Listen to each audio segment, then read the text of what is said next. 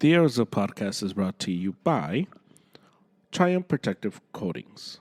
They specialize in concrete polish, epoxy flooring systems, micro top floors and walls, and self-leveling underlays. They service all of California, and they are an awesome company. They speak Spanish, and they do amazing work. Check them out at Triumph_coatings on Instagram. And if you use the promo code ARROWSUP, you get 10% off. So check them out. Arrows Up podcast. The Lakers just lost, and they're down 3-0 to the Nuggets. And on this part, I have David. We talk about grief. We talk about kind of facing grief and just the importance of that for healing and all that, among a bunch of other stuff that we get into. But that was one of the main topics we get into. We also get into just how people are sometimes super toxic with this idea of self-preservation. And so people would rather keep themselves alive at a job or in a relationship or friendship over the overall growth of the better good. And so we get into that. Very interesting conversation. But before I go to David, the Lakers looked awful today. Well, I wouldn't say awful. They start off well, 8-0. And it's okay, the Lakers are going to play with a lot of energy, and maybe it's going to last the whole game. But it was one of those, if you've been watching the Lakers over the last year, not just versus Denver, but just watching the Lakers, you know that the low moment was going to come. And boy, did it come. D'Angelo Russell was really bad today. I think everyone was bad except for AD. And if you go and look at the stats, you're going to be like, well, Reeves was pretty good, and LeBron got his points. But they kind of just got their points once the game was over. AD was the one that was actually going at it. And the Lakers are going to have to do something in the offseason, whether getting away from LeBron, maybe you blow it up, maybe you trade AD as well, and you kind of just restart. But this team is not good enough to compete with Denver. And LeBron would have to take probably a pay cut just so that the Lakers can go out and get guys that are more suitable for him, shooters and stuff like that. But Denver was spectacular today. They were just amazing down the stretch. Porter was killing the Lakers all night, and Gordon from the dunker spot was just getting layups over and over again, offensive rebounds. And the Lakers had no response for Denver at all today. The Magic won by 38. Philly won by 11 versus the Knicks in a game where Joel Embiid was like super dirty. It was one of the dirtiest plays I've seen. And he should have been kicked out of that game. And the game was in Philly, and that's probably why he stayed in there. But really dangerous play by Joel on that one. Wednesday's game, one of the things that stood out was how good Eric Spoelstra is. And coaching is one of those things in the NBA that if you're watching for like 82 games, it doesn't always seem like it matters because there's so many games, and you're like, well, there's no. How can coaching matter when you're playing that much? And you get to the playoffs, and then you begin to realize who the best coaches are, which teams are well coached, which teams are not, which coaches have an idea of what they're doing, and which don't. And you're seeing it with the Lakers Nuggets, and that game 2 performance by the Heat was the majority of it was just that game plan by Eric Spoelstra. So, shout out to them for having just a great coach. And can you imagine had they fired Eric Spoelstra when LeBron was like, I don't want to play for this guy. Pat Riley was like, nope, this is our guy. We're going to keep him. And honestly, you probably need a guy like Pat Riley who has the like the history, the respect of an organization to listen to him and not to LeBron, who has proven that he is just the bad GM. But that's where we're at with the playoffs. We have a few more games on over the weekend. On Friday, Bucks, Pacers, Clippers, Mavs, and Timberwolves, Suns. And I do a recap on Instagram, Twitter, and so you can just follow that if you want to know the little 1 minute recap of what took place. So without further ado, here is my conversation with David.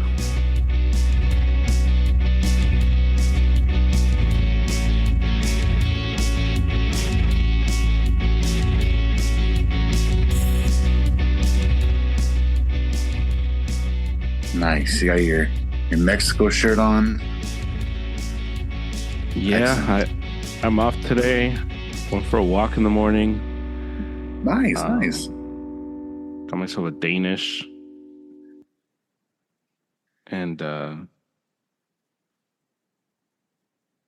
when you walk, like when you go for walks, and it varies, right? But like, right. Obviously, like we're in like a little friendly competition with like the homies losing weight. Mm-hmm. Do you like make it an emphasis to like walk like hard and fast, like to get the sweat going, or are you just like you cruising? Like, what's the mentality when you go for the walk?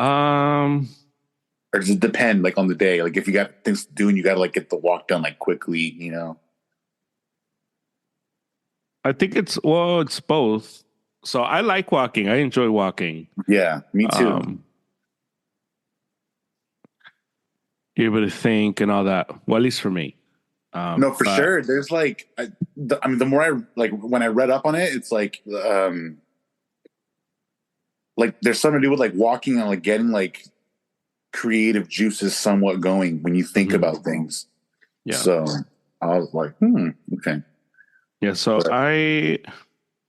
Because I cruise for the most part, but the neighborhood where I walk, there are some slopes. So on the slopes, I get like, like the quads burn a little bit more, not a ton, but just a bit. And then it's like, all right, there's like some heavier breathing. But if I'm walking on just like the plain, like flat, I'm just like enjoying like the sunshine and just, walking. And then I'm like, all right, should I turn back now and go back home? And then boom, or like go around a block and then come back. But yeah, I think I do both at the same time. Like I'm not,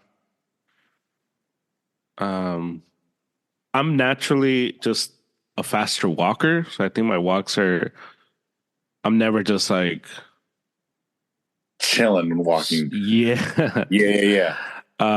So I maybe because I worked in downtown for so long that.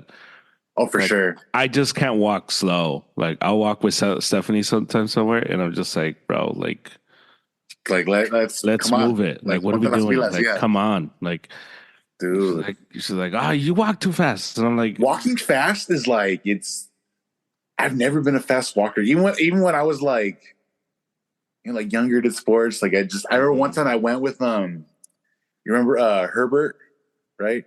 So he used to work at LAX. Like, I don't even know what the title was, but basically whenever anyone like rich or famous that had the money came through LAX, he was like their chaperone through the airport through secret little pathways to get to their plane and whatnot. Yeah. So he would shop at, like he used to hang out with like Russell Brand, like just like anybody that would come through LAX if he happened to be on that day. But he took us once. He took me to go like kind of like try to shadow him a little bit. Mm-hmm. We were hanging out that day and he got called into work. So I was like, just come with me for a bit and then boom. And that dude was like gliding through people, like just walking, like not even running, just like. Yeah. And I must have been like I don't know, 15 or 16, and I was like, dude, I cannot. And I was like, I was like, I cannot keep up. Like, this dude is just like. So I can imagine walking downtown is kind of like similar, where it's like if you got something to do, you're just, zooming through. Because I tend to be on Yeah. the slower side with the walking too. I'll be walking like we went to that Laker game, I think in the fall, like me and my brother, and we were just walking back to our to the truck, and Sam was just like zooming, and I'm like, bro, hey, like just chill out. Like we left the game early. We left like a few minutes left in the fourth, and I'm like, so I'm with Stephanie, like, slow down a little bit. It's fine. No. You can walk by yourself.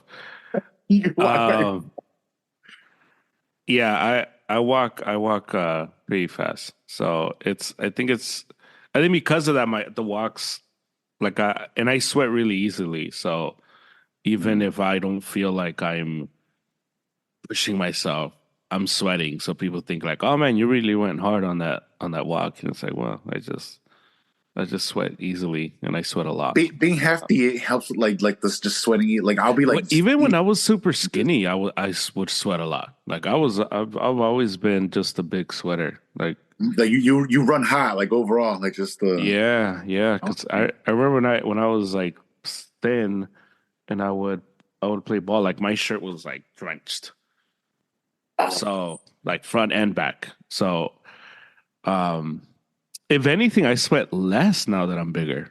Interestingly enough, Dang, okay. You mean yeah, like just like a game of like pickup basketball? You're like right, soaked. yeah. Dang, I Yeah, would never. ask Eliza just how I much I would would I would sweat. really like have to like we used to do like these like workouts like in school where like they would close the doors of the weight rooms, Yeah, and it's like a summer day, like it's blazing right. outside, but and so you're doing like a weightlifting circuit. Mm-hmm. I would get the sweat like that, like down like this, like the chest, but I would never be like, you know, I don't Yeah. know. But some guys like I also had a friend that like did he played like keys like for worship. Mm. Thin guy in shape, like he would meal prep, he would work at like Yeah.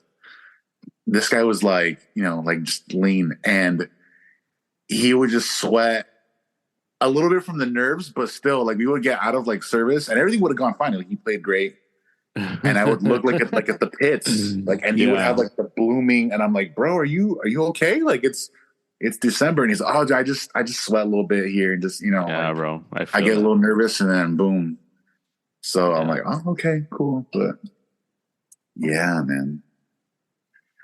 Yeah. So I feel that guy. I'm with him.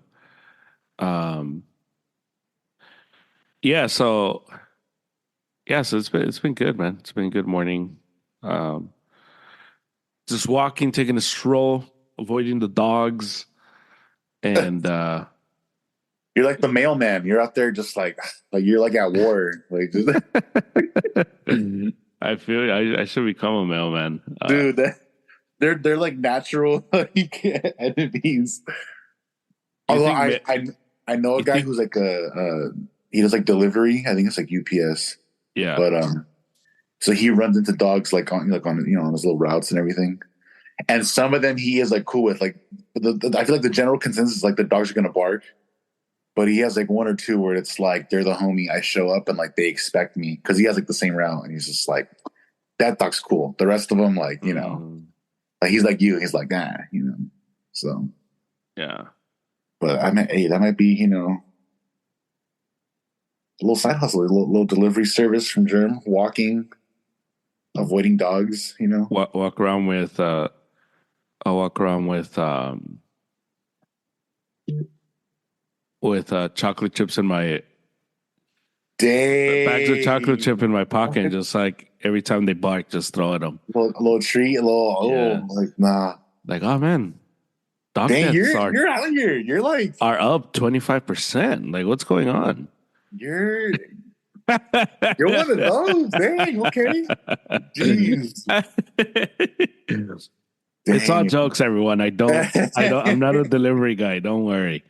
It's all jokes. Don't Your report dogs me are to safe as police. long as you keep them on your Yeah. premises. Yeah. Yeah. Um, yeah. So, and then I went to get some Danish at the farmers market. Um, really good Danish. That guy. Shout out to that guy, the bread man. That's his stand. That's his Dang. stand, the bread man. Um, it was cool because he'll charge you, right? So it's either cash or you pay on your phone. Um, he doesn't ask for tips, and it almost makes me want to give him a tip because he doesn't ask for it. Just as Oh, like even like if it's like a like when when you you say like by phone, like you Venmo him or like no, like you like he has the card the little reader on the reader. phone, Oh, gotcha. And and he you just do doesn't. it, and There's you do no. Apple Pay. No, it's just like, Those are oh, weird. Okay, are we all in a like? Those are like when tip culture people. has gotten so out of control, like It's so out of control. It, okay. yeah, Yeah, it's strange. Like I'll go to like a coffee shop, and every single coffee shop now wants to get tipped. I'm just like, you, what am I tipping you for? I don't understand. Like, yeah, like when I worked at Starbucks, there was so the right before I stopped working at Starbucks, they kind of changed the reader because before the reader um, would give you the price, right? And if you wanted to, you would like put add tip or whatever if you wanted to. And then right before I then it would like quit, you would go to would it go to the screen where you could break down like a dollar amount or a percentage right, if if you you hit? wanted Yeah, to, yeah. And then what it did right before I quit was it would show you the tip screen first. And so where before it was like your total is 871 and you would pay whatever, or you would be like, oh, I want to right. give a tip. It would now it would give you like how much do you want to tip? And we had Yeah, like a whole meeting and they told us like, hey, like, show the people this and you gotta just tell them like, hey, can you answer the question before? I always, anytime I was like doing um the POS, like the point of purchase, the right. point of service or whatever that it was called, Yeah, um, I would skip that option right. because it was just so weird. Like I didn't do anything. Why would you Yeah, tip me? Even if I did your drink, like why would you tip me? That is so weird. It's not like I'm taking it to you. It's not like I'm delivering it to you. I'm taking it to you makes a little more sense. But tip right. culture has gotten so out of control. Like you go to like the yogurt place, like my sisters love the frozen yogurt, and even those people will be like, "Oh, tip." For you were standing behind the counter. I served myself. Like, what are you Yeah, talking about? Yeah. yeah, yeah. With those, I'm pretty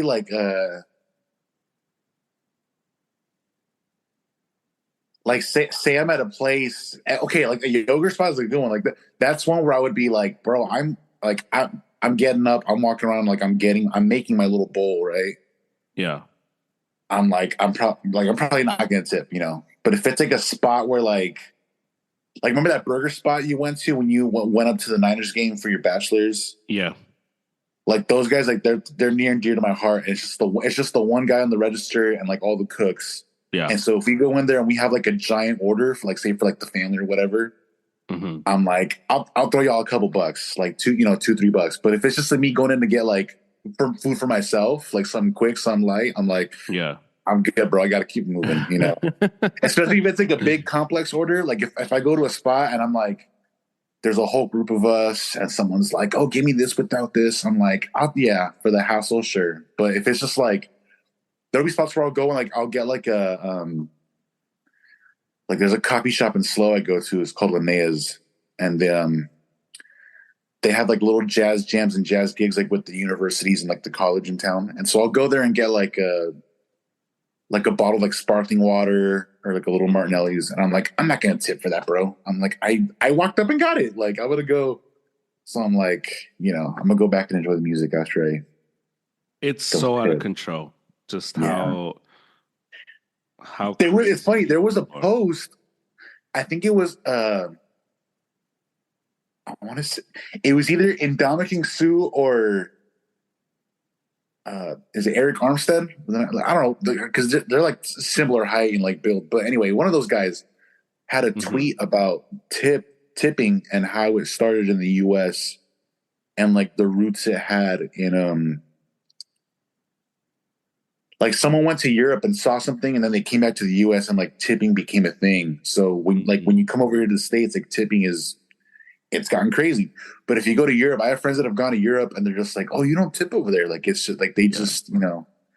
But the player was going through like the history of tipping and I was like, this is crazy. And it's become like it's, you know, basically it has to do with like companies or like business owners like at the time like just wanting to exploit the workers and thinking putting that like on the customers and it's Right, like right. you know so it's just like dang bro so but now it's like got to the point where it's like it used to be like sure if you're at a sit down restaurant and someone's waiting on you coming back checking on you asking how the food was if there was a mistake with the food like take it back like yeah sure like I'm gonna tip because you're like you know you're like doing your rounds tables but if it's like a like behind the counter I'm going up to get it like you leave it at the counter when it's ready and I have to come back and get it. It's like, then what are we doing here? You know? Yeah. So, Yeah, it just doesn't make sense.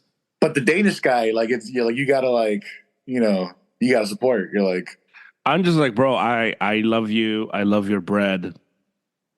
You here every Wednesday. So you're just doing yeah, you. He's I doing want him, to. you know? Yeah. At this point, he recognized me Nice. like my guy. Like Oh, that's, when you get the rapport, like, that's yeah, he like, was like, oh, you're just going for a walk. I'm like, yeah, man, going for a walk, getting some Danish, going back home, gonna chill. He's like, all right, man, I'll see you. dang, Awesome Danishes.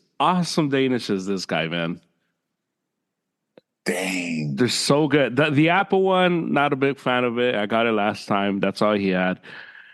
Not a big fan. But everything, the blueberry one is out of control. Yeah. Okay. It's Dang. outrageous. So I love farmers market. I love like we went to refill the water jugs, and there's Right. this place in Cudahy that opened up not too long ago, and a young guy, some young guy who grew up in the area opened it.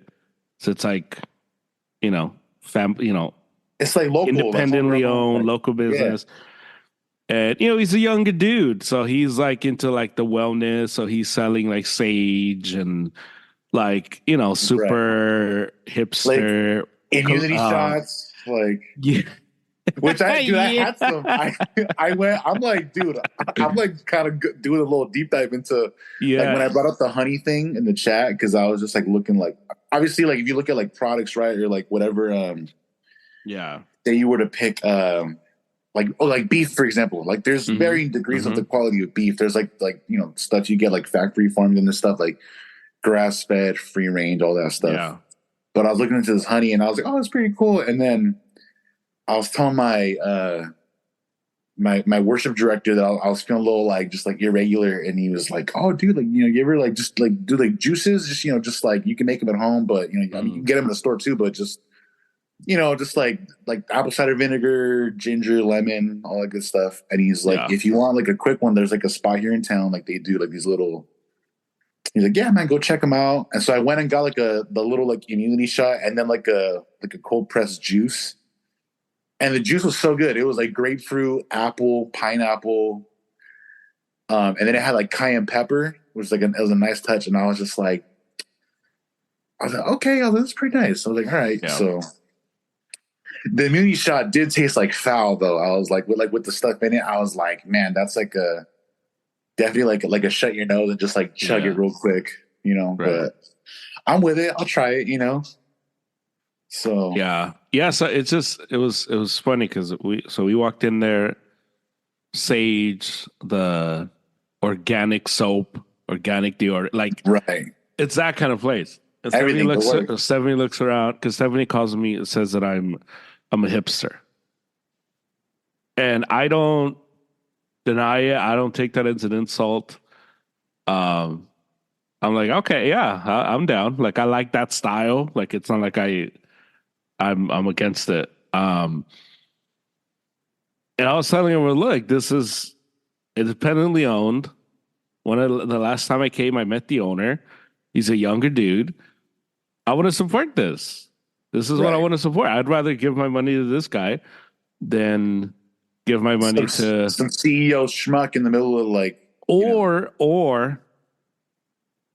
um not to get like, you know, in trouble, but or give it to the, the water place that's owned by the Asians where the money doesn't stay here. yeah, no, no, for sure. You Okay, get what I'm yeah, yeah. saying? Like, No, and I think, yes, this is huge. This is like, okay, yeah, because yeah, like I met him, the guy's Hispanic, and he's like, I grew up here, I still live here. And to him, I'm like, well, the money's staying here. He's hired like two, three dudes. The money's here. The money's gonna stay here, and this is for the community. Let's do it. If I give it to the Asian business that they don't live here, the money goes elsewhere. So it's this is the scene in bro, Boys in the Hood, yeah, like the gentrification, and it's like, okay, like which is funny because when we think of gentrification, you think like the big corporate blah blah blah, and it's right, like right, what? Because even when you think of like franchises, like right, McDonald's stuff like that, like chances are if there's a McDonald's in your area, it's probably owned by a Hispanic dude or right. whatever race, whatever. But Right, right. it's like Exactly. Like that's like a when I worked family at one, business I'd met the too. owners and like I knew like where they were from. They weren't like Yeah. local, but it's like I'm like, oh, you have a few in this area and Yeah, you it's a live in like family. Santa Barbara or It's something. weird to think of it like that, but it is a family business too. It's Yeah, weird. Yeah. So yeah, I'm all about that, man. So we went. She's like, oh my. She's like, of course. This is where you would get our water from, because she had never gone with me. So we yeah. went after work, and she's like, oh, where do you get? I'm like, oh, I started getting it here, and then they have like a rewards program. You put your number like You're like, every sign me every up. Like, every where's 10. the button? Like, Yeah, just like every yeah, 10th time, like they give you get a free refill or whatever, yeah, or sixth time, I don't know. And then I was like, yeah, like this is the type of stuff I want to support. This is what I want to do. yeah. So yeah, and that guy doesn't ask for tips. At least I don't think so. But Dang. um yeah, dude, tip culture is out of control. Out of I'm a control. big fan of like don't ask for it, but if there's just like a little like cute little tip jar, I'm like, that's cool. Cause that's just like an ongoing, like it's either you see it or you don't. And if you see it, then you can decide without having to like press a button and knowing the person like working the register is like gonna see like, so if there's like a little like tip jar just like off to the side, I'm like, oh yeah, throw a buck in there. But yeah, when you see like the little like screens now, and it's just like it's almost like it's like badgering you, like, and it's just like, all right, I just want my bottled water, bro, so I can go back to Yeah. whatever I was doing. Yeah, dude. Next thing But you know, you're gonna have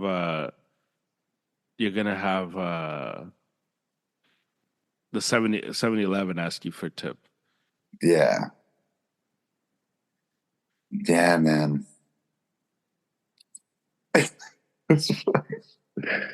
Dang, that's cool. I didn't know that you. Obviously, I've never gone to get like your water with you, or so I don't really, but nice, nice. Just like like the independent business checking them out, being like, oh, this is cool. Like Bro, that's I think it's you should when you come to Paso, like downtown, like there's like a lot of that. There's like there's a like a creamery spot here. It's called Negranti, and they do I want to say it's like ice cream with like goat's milk. They also do like regular milk, but just like, and you can oh, I go want to to the try that. place. You can go to the place where like they like their actual store, and Hmm. then they have like a little store in the downtown, but they have like their actual spot. And there's like a pasta spot. It's called Yeah. Edo, and they make pasta in the owner's like Italian, like has like roots in Italy, and they do like the people have like they can't eat gluten, Yeah, so yeah, they yeah, can't have yeah. like so Right. this guy makes pasta with like the cleaner flour, the old school like Mm. Italian way, and so people that can't have gluten can go and eat this pasta. And so they have like their restaurant place where they serve pasta dishes like steak, chicken, and then they sell like the boxed pasta.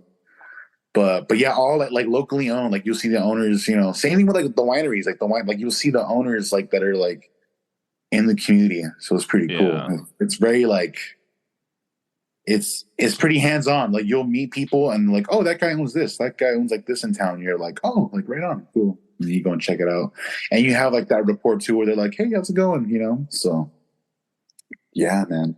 Yeah, dude, I think that all that stuff is like super important to support like the local business. It might be a little more expensive, but it just it goes a longer way than Right. although sometimes the small bit it's like, okay, bro, like chill with the prices too. No, for sure. Yeah, It's you like, got you okay, got I to weigh get the it. cost. You got to I like get it. But like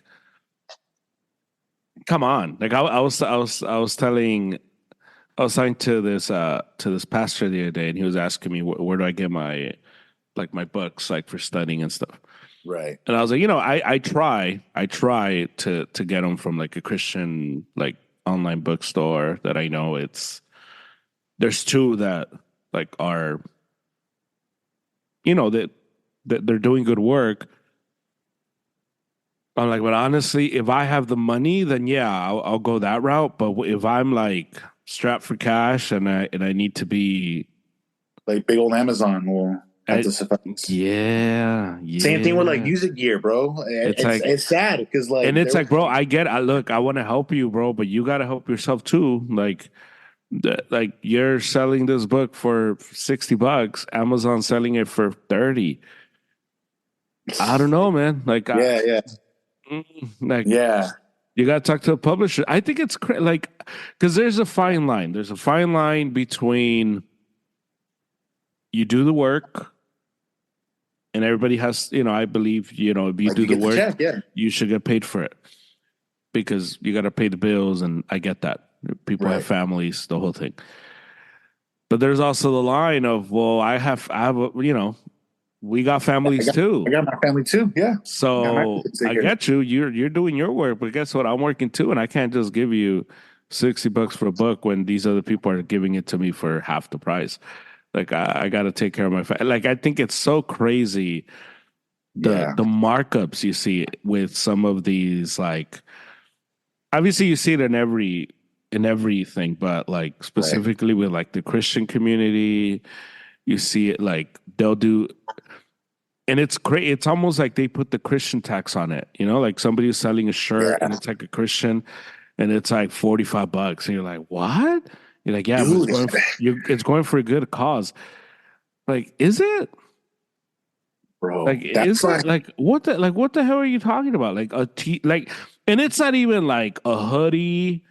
And even $45 for a hoodie is still like kind of out there, but it's like, I guess. But it's like, bro, like, what are we doing? Like, what are we talking about here? yeah. Nuts. I would say like 45 for a hoodie is like I don't want to say standard, but just from what I've seen, like because like with Yeah. like bands like merch is a thing, right? Like Yeah, t-shirts, all that's that, that's where it's at right now. Yeah. Yeah, And even yeah, that's and like I went to Good City Killers and they had a hoodie for like $50. I'm like, nah.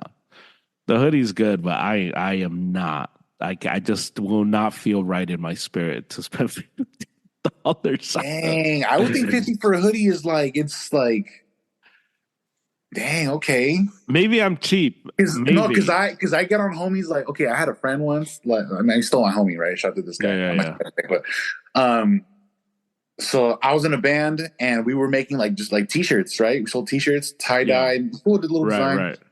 And we were like discussing price like intensively like amongst the groups, just and obviously like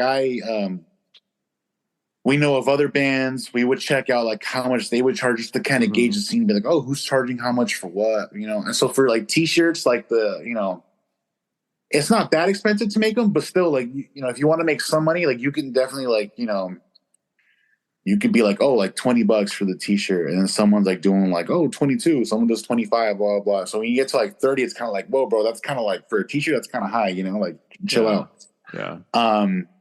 And so I have like buddies that sell like hoodies and they're like 40, 45.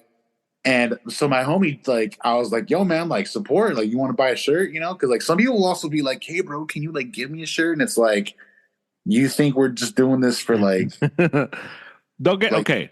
Okay. The Hold exception. on. Let me Okay, finish. okay, Hold on. okay, okay, okay. So he was kind of like, and I was like, come on, bro. And then so he was like iffy. And one day he was telling us about like a Travis Scott hoodie that he bought. Uh, Can you yeah. guess how much that hoodie cost? 70. $200, bro. $200. That is I had a insane. coworker once that would show me a Supreme hoodie. That is I'm like, insane. bro, you can support that guy and pay that, but you can't Yeah, pay us $25 for a shirt. that's crazy. So that's why when I see 45 for a hoodie, I'm like, odds are like these guys like designed it themselves or paid someone to design the logo, right? So I'm like, it's not that insane because I like It's the other guys like they're getting crazy with like how like for even like shoes, mhm. bro. I'm just like, Yeah. obviously shoes are a whole thing too, like the sneakerheads, Right, but right. yeah, like Travis Scott like $200 for a hoodie, and I'm like, bro, that hoodie better be out there like saving lives because like that's just Yeah, like better put on itself, better wash itself. yeah, it better be like the cape from like Doctor Strange that like had like it's sentient, like it's just so. Yeah. So like, cause I've gone to see bands and like, and they have shirts. I'm like, oh, like 2025. I'm like, yeah, bro, I'll buy a shirt, cool. Real quick. But yeah, when you see like the mainstream, like corporate side of like the big artists and you're like, yeah, bro, I'm going to pass on that. That's like, Yeah. that for Well, me, like 200, like, bro, that's a car payment for like the car I had. I'm like, no, I can't do that. Like, I think this is where I like I'll do that for a friend. yeah, Like I'll do that for. Well, because I remember I asked you. Remember, like, hey, let me know when you guys are selling merch. I want to buy. I want to buy for sure. Yeah, yeah. whatever. So I do it. I do it, and $45 is like fair. I just to me it was just like No, for sure. For sure. It's definitely a decision where you're just like, because I understood it. yeah, It's the Killers. Like it makes sense. But right. to me, I think a lot of it was I live in LA. Like, how often am I really going to be wearing a hoodie? A hoodie. Yeah, At yeah. least me, because I get hot really fast. Like Right. I know there's people that can rock hoodies all the time, but I get hot really fast, and like I can't do hoodie long term. So I'm like, I'm gonna buy a t-shirt because I'm gonna wear that t-shirt all the time, Right. and I do. I wear the Killers shirt all the time, but if it's for a friend, yeah, I'd have no problem For sure. For um, sure. doing that. None at all. Yeah. But yeah, dude. Some of the clothes, I'm just like, what you paid how much for what? I'm like, Yeah, yeah. $200 is yeah. And they don't need it's bro, pretty Travis wild. Scott will be fine without you buying that, like, bro, like, you know what I mean? So Yeah, I like when it comes to like sports stuff. Like I'll buy. the t-shirt jerseys too. I heard you, like No. Well, I even went away from that. I like regular T-shirts now. that's what I'm But saying. Like you wear like the t-shirts that have like the guy's number. no. Versus, Like I went away from that. Like I used to like that. oh, Now I just want like T-shirts of the the team. team. Like that's it. Okay, yeah. And so I'll always buy those off season. Mm. So I won't buy in season merch for the team I like because it's always like crazy expensive. You're the guy buying the Halloween candy day after Halloween. You're like, where it at? Like, all right, oh, it's knocked off. Okay, cool. Yeah. Yeah, like I've gotten shirts like Niner shirts that are like in season are like $60, $50. For And t-shirts, then yeah, bro. Yeah. dude, se pasan, Um bro. Oh my gosh, what? Like, and I'll wait and I'll get them for $20 in the off season. hey man, I'm swimming in those clearance bins, bro. I'll go to like So I'm just like, bro, like this is what I mean. Like these markups are insane, yeah, insane. And so when that pastor was asking me, because he was like, "Oh, I think I do pretty much like only the Christian ministries." And I'm like, I mean, that's you, bro. But I can't justify those prices for a hey, clothes. if you can afford it, like yeah, like Yeah, parts, yeah, yeah. bro. If you Like, can yeah, do it, do it. But I just Yeah. Because he's like, I just feel bad like buying it from Amazon. I'm like, I don't like those guys don't feel bad marking it up. Like, Doubling it in price. I Like, just don't. I just can't justify that. Like, that's yeah. crazy. That's a crazy thing to do it that way because I don't know, man. Like, I don't understand. Just especially, I think also especially because I feel it's a very you're writing on the Bible. It's So virtue it's signaling. what Like do you mean? it's like, okay, it's like when like okay, like what like the animal organizations, right? Like the PETA, right? I think like Uh they huh. do the commercials, like they play on the emotions of it. They're just like, oh, like yeah, because of this, like that was like the song. So like, I can imagine with like distributors of like books, it's like, oh, it's for a good cause. Like if they're trying to pull on your heartstrings, and it's like people will be inclined to be like, oh, you're right, I should do it. Like, and it's like, all right. Whereas like you're thinking Yeah. about it from the standpoint of like, hey man, like I that's true, but it's like I got my people to take care of. Like I do have to look at the price, you know, regardless of like what they might like roll out to be like, this is why you should buy from here, you know, like and for, like for the cause, you know, and you're like, financially, bro, it's not feasible for me, you know. Yeah. It's just I just don't understand, especially because it's you're writing ideas of something else. You know, like Yeah, it's your commentary on the Bible. It isn't like your original thoughts. It's your opinion on something else, or your thoughts on something else, or your findings right. on something else. So that's where I just get even more like, Like queasy, you're like, I don't know, man. Like it'd be like if I start selling my sermons for like $5, and it's like, yeah, I mean, I studied for sure. I presented it for sure. Like it was my like it was my time. Got it. But it's like I'm teaching on something that's not like it's not like I wrote the verses. It's not like they're my right. verses. And it's like I don't know. I don't know if I can like be like, oh yeah, give me $5 for this sermon. Pastors do it all the time. They do it. But I just Dang. feel super queasy, like Yeah, I don't know if that's a good thing. And it's the same thing with when it comes to like these books, you know, like I get it, but I don't know, man. It's weird. It's a yeah, weird thing. yeah, dude.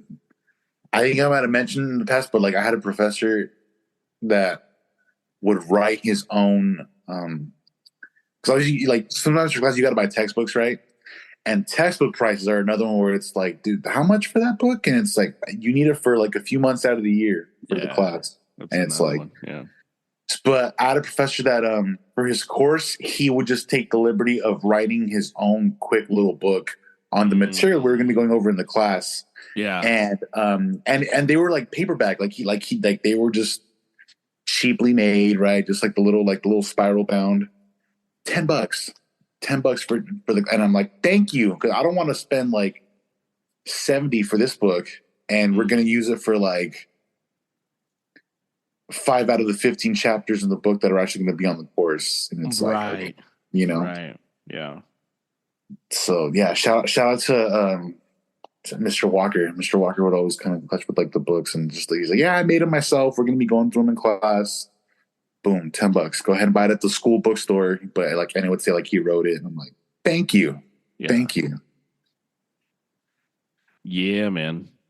Yeah, that's crazy, man. Hmm. Um, what is what is the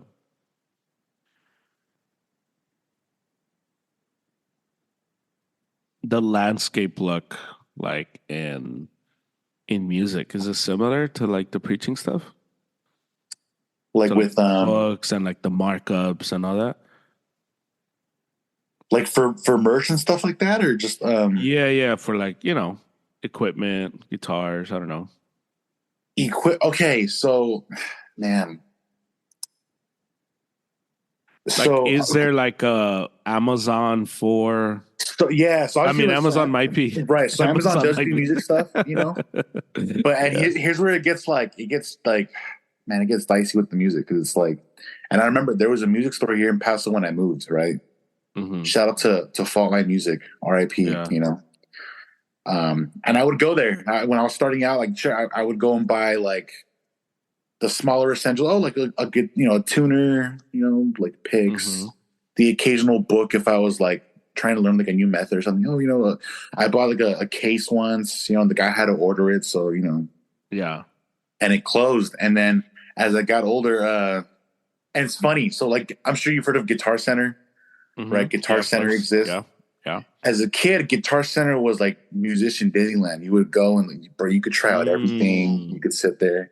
So Yeah. this, Guitar Center was great. You were like, as you get older, you learn that Guitar Center is like it's a scummy piece of crap. Like it's like they mark up stuff or they try to sell like it it was kind of like GameStop. If you ever did GameStop, you would go and like maybe try to sell a piece of your gear and they would really Hmm. lowball you and then like say Right. you caved on it, they would go and sell it like and so you'll see Oh, prices so for that like was Guitar Center. guitar yeah, that's Guitar Center, like school Guitar Center. Oh, okay. But Gotcha. I learned about this thing, right, called Sweetwater. And Sweetwater is the one that makes it tough for like the businesses. And it sucks because Sweetwater is like it's really great. It's fantastic. So and they do have like a used marketplace section on their website, but a lot of it is new. It's based out of Indiana, I think. But you're most likely getting a good price for whatever new piece of gear it is, right? But Mm. right off the bat, you get 2-year warranty and you get like tech service with like the people over the phone. Like if you buy a piece of gear you're not familiar with, um, and then you're appointed a sales rep. Like when you start buying stuff, and Really? and it's a real person. This dude will call you. So say I go Yeah. and buy a new amp, Right. I pay for it. Like I said, warranty, all that stuff. When I get it, a few days after, um, a sales rep I had, his name was Ryan Arteaga, right? This guy called me and he's like, "Hey man, just want to make sure you got your gear, that everything's working. If you have any questions, please let us know." Right. And if you don't answer, they'll leave you a voicemail. They might even text you, right? So they like take care of you to the max. Like it's just so if you do have like you can totally call the guy. I've emailed people about a piece of gear where I'm like, "Hey, I noticed on the website it has these features. Does it also do this, or this?" And so and so is like, "Oh, like, let me find out. Let me ask around, blah blah blah." So those guys make it tough to want to buy from like the store because like the store will mark things up, not as much as like the like Christian book like distributors, but it's like you're getting a high quality service from Sweetwater. Yeah. It's Right. you like when I was in school, I had a and I mentioned one of these professors that I had, right? But he was like a big gearhead. He was like on super like first name basis, like with his rep from Sweetwater, and he was like, if you buy from Sweetwater, ask for my guy, ask for so and so. He's the guy I buy from directly from Sweetwater. He will take care of you. If That's you even want to crazy. try out a piece of gear from Sweetwater, say you're not sure about buying it, they will Uh-huh. send you the gear to try out free of charge, and like you can return it. Like the Sweetwater is amazing. Really? So Sweetwater makes it tough, bro. I've bought and like sure there are still stores here locally that I buy from. I try to support. If I ever need like I need a 1/4 inch cable or I need like an XLR, and if I'm in town, I'll go buy it real quick. I'll check their store hours. But if it's a piece of gear where it's like I know they probably don't have it in the store, Yeah. at least a store close to me, Sweetwater is where I go. And like you look at, and then Sweetwater has like the reviews on like Amazon, they have the reviews, and people are honest. Hmm. People are like, "Oh, I didn't like this and they Yeah. show super transparent. So Sweetwater makes it tough, bro, because they send you candy when you buy like when you whenever you buy the gear, they Handy? say they candy like Lou said, like just like they send Uh-huh. you like Smarties and like little jawbreakers. Like they send you like little treats. Like just like they're bro, they've That's got us funny. all like I've never met anybody, and unless I'm forgetting some, I've never met anybody that has had like A a bad bad experience experience. where they were like just like negligent or just like ghosted you. Like they take Mm, care of you, you know. yeah. There have been I bought a base once, and before I pulled the trigger on buying it, it was out of stock on their website. And I called and asked, and so was like, and I even had it on. I pre-ordered it, so I put the money down to have it whenever it did come into the factory, Hmm. and I wasn't sure like when it was going to come in. And I was like, yo, like, is there a timeline? You know, blah blah. And so I called my guy, and he was like, oh, it actually came in already. It's already on its way to you, and boom, like a few days later, it Oh, showed up, that's awesome. and I was like, sweet water, thank you, like just Yeah. so. So I don't know. Hey, maybe someone like oh, you can track the stuff too. Like when like you know, order a package, you can track it. Like they're Of course. tracking it. It's, bro, oh, my package is in Bloomington, California. Great, Yeah. it'll be here in a day. But I don't know, man. Maybe these like book distributors got to get on that Sweetwater method and just So Yeah.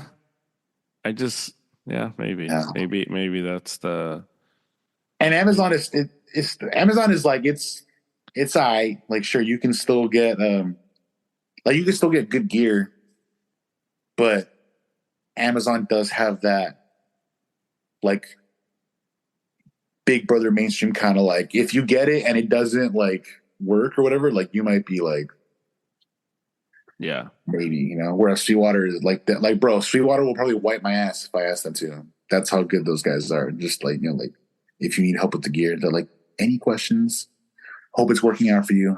Hmm. And I'm like, oh, you guys are sweet, dude, so Yeah. yeah.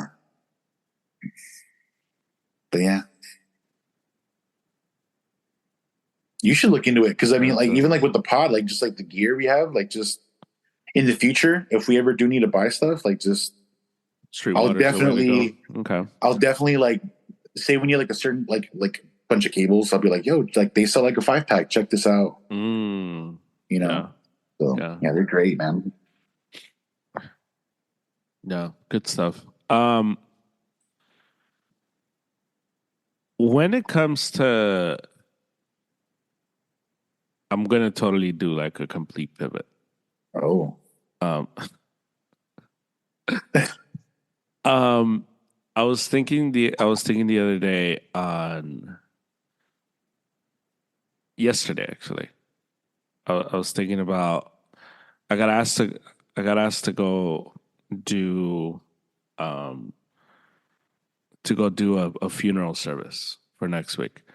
Oh, okay. Um, and so I was like, yeah, of course, I'll do it, whatever. Um, and I am of the belief that funeral services should be sad.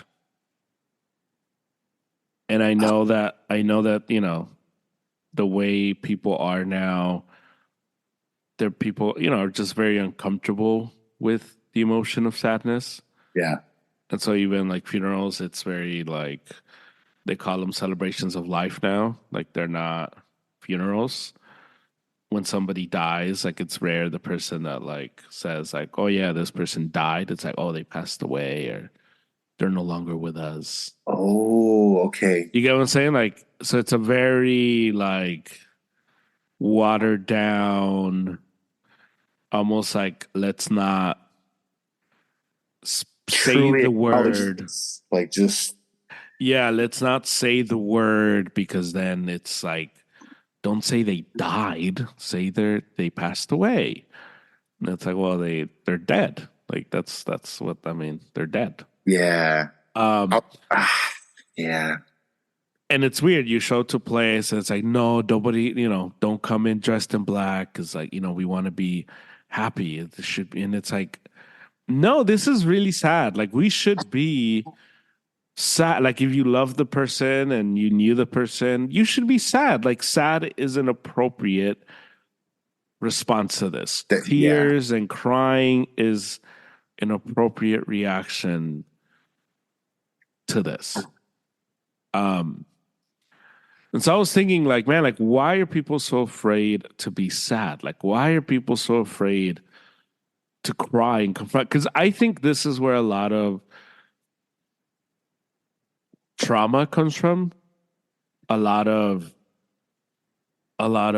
baggage comes from, emotional baggage, mental right. baggage, spiritual baggage comes from because people are not willing to confront the sadness.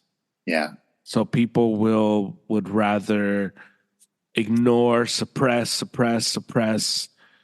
than to like you know, try, confront it, face it, feel everything. They would rather do that than they'd rather like suppress it. Don't talk about it, don't bring it up. yeah, And they are like stuck in this moment of the person that died for years, decades, stuck doing things because the other person would have wanted this, or they just their life completely like loses. They have no direction. They don't know what to do because they were doing what they were doing, or they were trying to achieve whatever they were trying to achieve because the person that's dead, that's what they wanted. That's what they would have wanted. Why do you think people are so afraid of sadness and like to face it, confront it, to be face to face with that? Because it's such a weird thing because it's like, well, no, you should be sad. Like this is it it's a heavy man. moment, you know? I think as a society, like we've been conditioned to think that it's like it's a sign of weakness, right? Mm, And and it's fun. I remember we had a discussion on here once, a couple like many pods ago, but like you mentioned, like and it's funny, it seemed that they're kind of like opposites in a way, but like the like the Theo Von Bill Burr conversation where like Theo Von was feeling down, and then Bill mm-hmm, Burr was like, "No, you got to keep going, right?" So like, mm-hmm, mm-hmm, so there, with the funeral thing you're talking about, there is a sense of like, yeah, just try to not feel it at all and skim through and like moving forward. And I think it's very important to have that time where you do feel mm-hmm. and eventually make an effort to move forward. You still like it's like you're not confronting like the main issue, you know? And yeah, dude, I once like when this had been said, I was like, this was like near the end, like right before I left. But this, Mm-hmm. they had a funeral, and so they like, which like calling it celebration of life, like I mean, sure, I got no problem with that. Like it's like the attitude like behind it, because when they, I don't remember who passed away, like R.I.P. whoever it was, but they had the funeral. R.I.P. Insert name I was here. like, yeah, I was like 19, and I was already like, I was heading out, and Yeah. um and I'll tell you who it was that was doing this, but this guy was like photographing, like as if it were like, say it was like a party you would take. Like this guy was like, "We're at the celebration of life," like selfie, and I'm just like, bro, that is weird. Like that, what is wrong with you? Like here's so and so's like celebration of life, like, and I'm just like, what? Like who? And posted it on Facebook. I was like, who co-signed this? Did we're someone go- thought this was like normal? Like this is. I was like, bro, you're a clown. we're Like, going just, Facebook Live saludos. bro. You just imagine, bro. I was just like, That's I was like, that's you see, weird. but this is the type of you know And it's what you're talking foolishness about. It's like there's you no get. acknowledgement of like it. It's bro, dude. But that's the foolishness you get when you're unwilling to feel it. Yeah, To and see it's what sad you because like hear. it's a war. There's like a warped sense of like, okay, like I remember when Paco died, right? Oh yeah, yeah, I was a mess, bro. I was, yeah. bro. Hey, I am no stranger like to crying. Like I like, Hmm. hey, I Hmm. and if you're gonna call me weak, like I'm bro, like whoever's calling me weak, like I love you, but like we can step outside and see how weak I am. Like so, like I have no problem crying. Crying is like, dude, Right, right. bro. My one of my coworkers sends me dog videos, and when I watch them, I'm like, damn, bro, you really know? Like I'm like I'm in that like I am sensitive in that regard, so I'm like no Yeah. problem with crying. Right, right. And I remember I was like crying at Paco's funeral, and and this guy meant well. It was John. John, came over. He was consoling me. Like, it's okay, bro. Blah blah. Um, and he was like, it's sad, but then he told me he was like, he's like, be glad, like the soul, like the flesh is gone, like find some solace in that. Right, It is right. sad, but Yeah, yeah, yeah. that little instance has now been warped into what is like celebration of life, like oh, like yeah, like he lived. It's like it's okay to be sad, bro. It's fine. And it's funny because I'll see posts like when someone passes away and someone announces it, like a loved one of theirs, and like the verbiage used, right? Which again, I'm like, I'm cool with the verbiage, but because I'll get it. I'm like, oh, so and so passed away, Yeah, yeah, yeah. but they'll be like, oh, last night my grandmother like went with Jesus, and I'm like, okay, like cool, like that, true, right? I'm assuming, and it's like, Maybe. Yeah. yeah, it's like that is one way to look at it, but it's just like I just think it's weird. you got to give yourself that time, bro. You got to Yeah. like I just think it's weird that people try to use like just because I believe that this person might, is in heaven right, does not make me less sad. right, And one thing shouldn't affect the other. Like I'm not sad that they're in heaven. I'm sad that they're not here. right, and that's like perfectly valid. You're like, bro, like And I think that's the part that like drives me crazy when it comes to these like when people like are dealing with someone's death. It's like, bro, like yeah, go through it, experience it. Like yeah, go through the process of what does it mean for this person to be gone? What is my life going to be like? Like, how do I feel? Like that whole thing. And it's sad and it's super dark. And you're going to yeah, be in a place like, like you read in the Bible where these people, like somebody dies and it's like for 40 days they mourned. We can even mourn like 2 hours. yeah, But you think of like 40 days of mourning, of thinking, of processing more so than anything else. right, You come out more adjusted or well adjusted to what's life be after that person. You are understanding they're gone, so you got to just live your life. You got to keep going. yeah, But you also have a healthy respect for the dead. You have the healthy respect of remembering them or of thinking of them, I guess. But right, when you don't mourn properly, when you're not taking the time to mourn and think, process, you're gonna get stuck. And I've seen it. I've seen it with, and you know this, like I've had close people die to me, in the last like 4 years or so. And I've seen it. I've seen family members yeah. that are stuck in these moments because they refuse to acknowledge what happened. They refuse to acknowledge That what's they're going sad, on. like just They refuse to acknowledge that they're yeah, sad.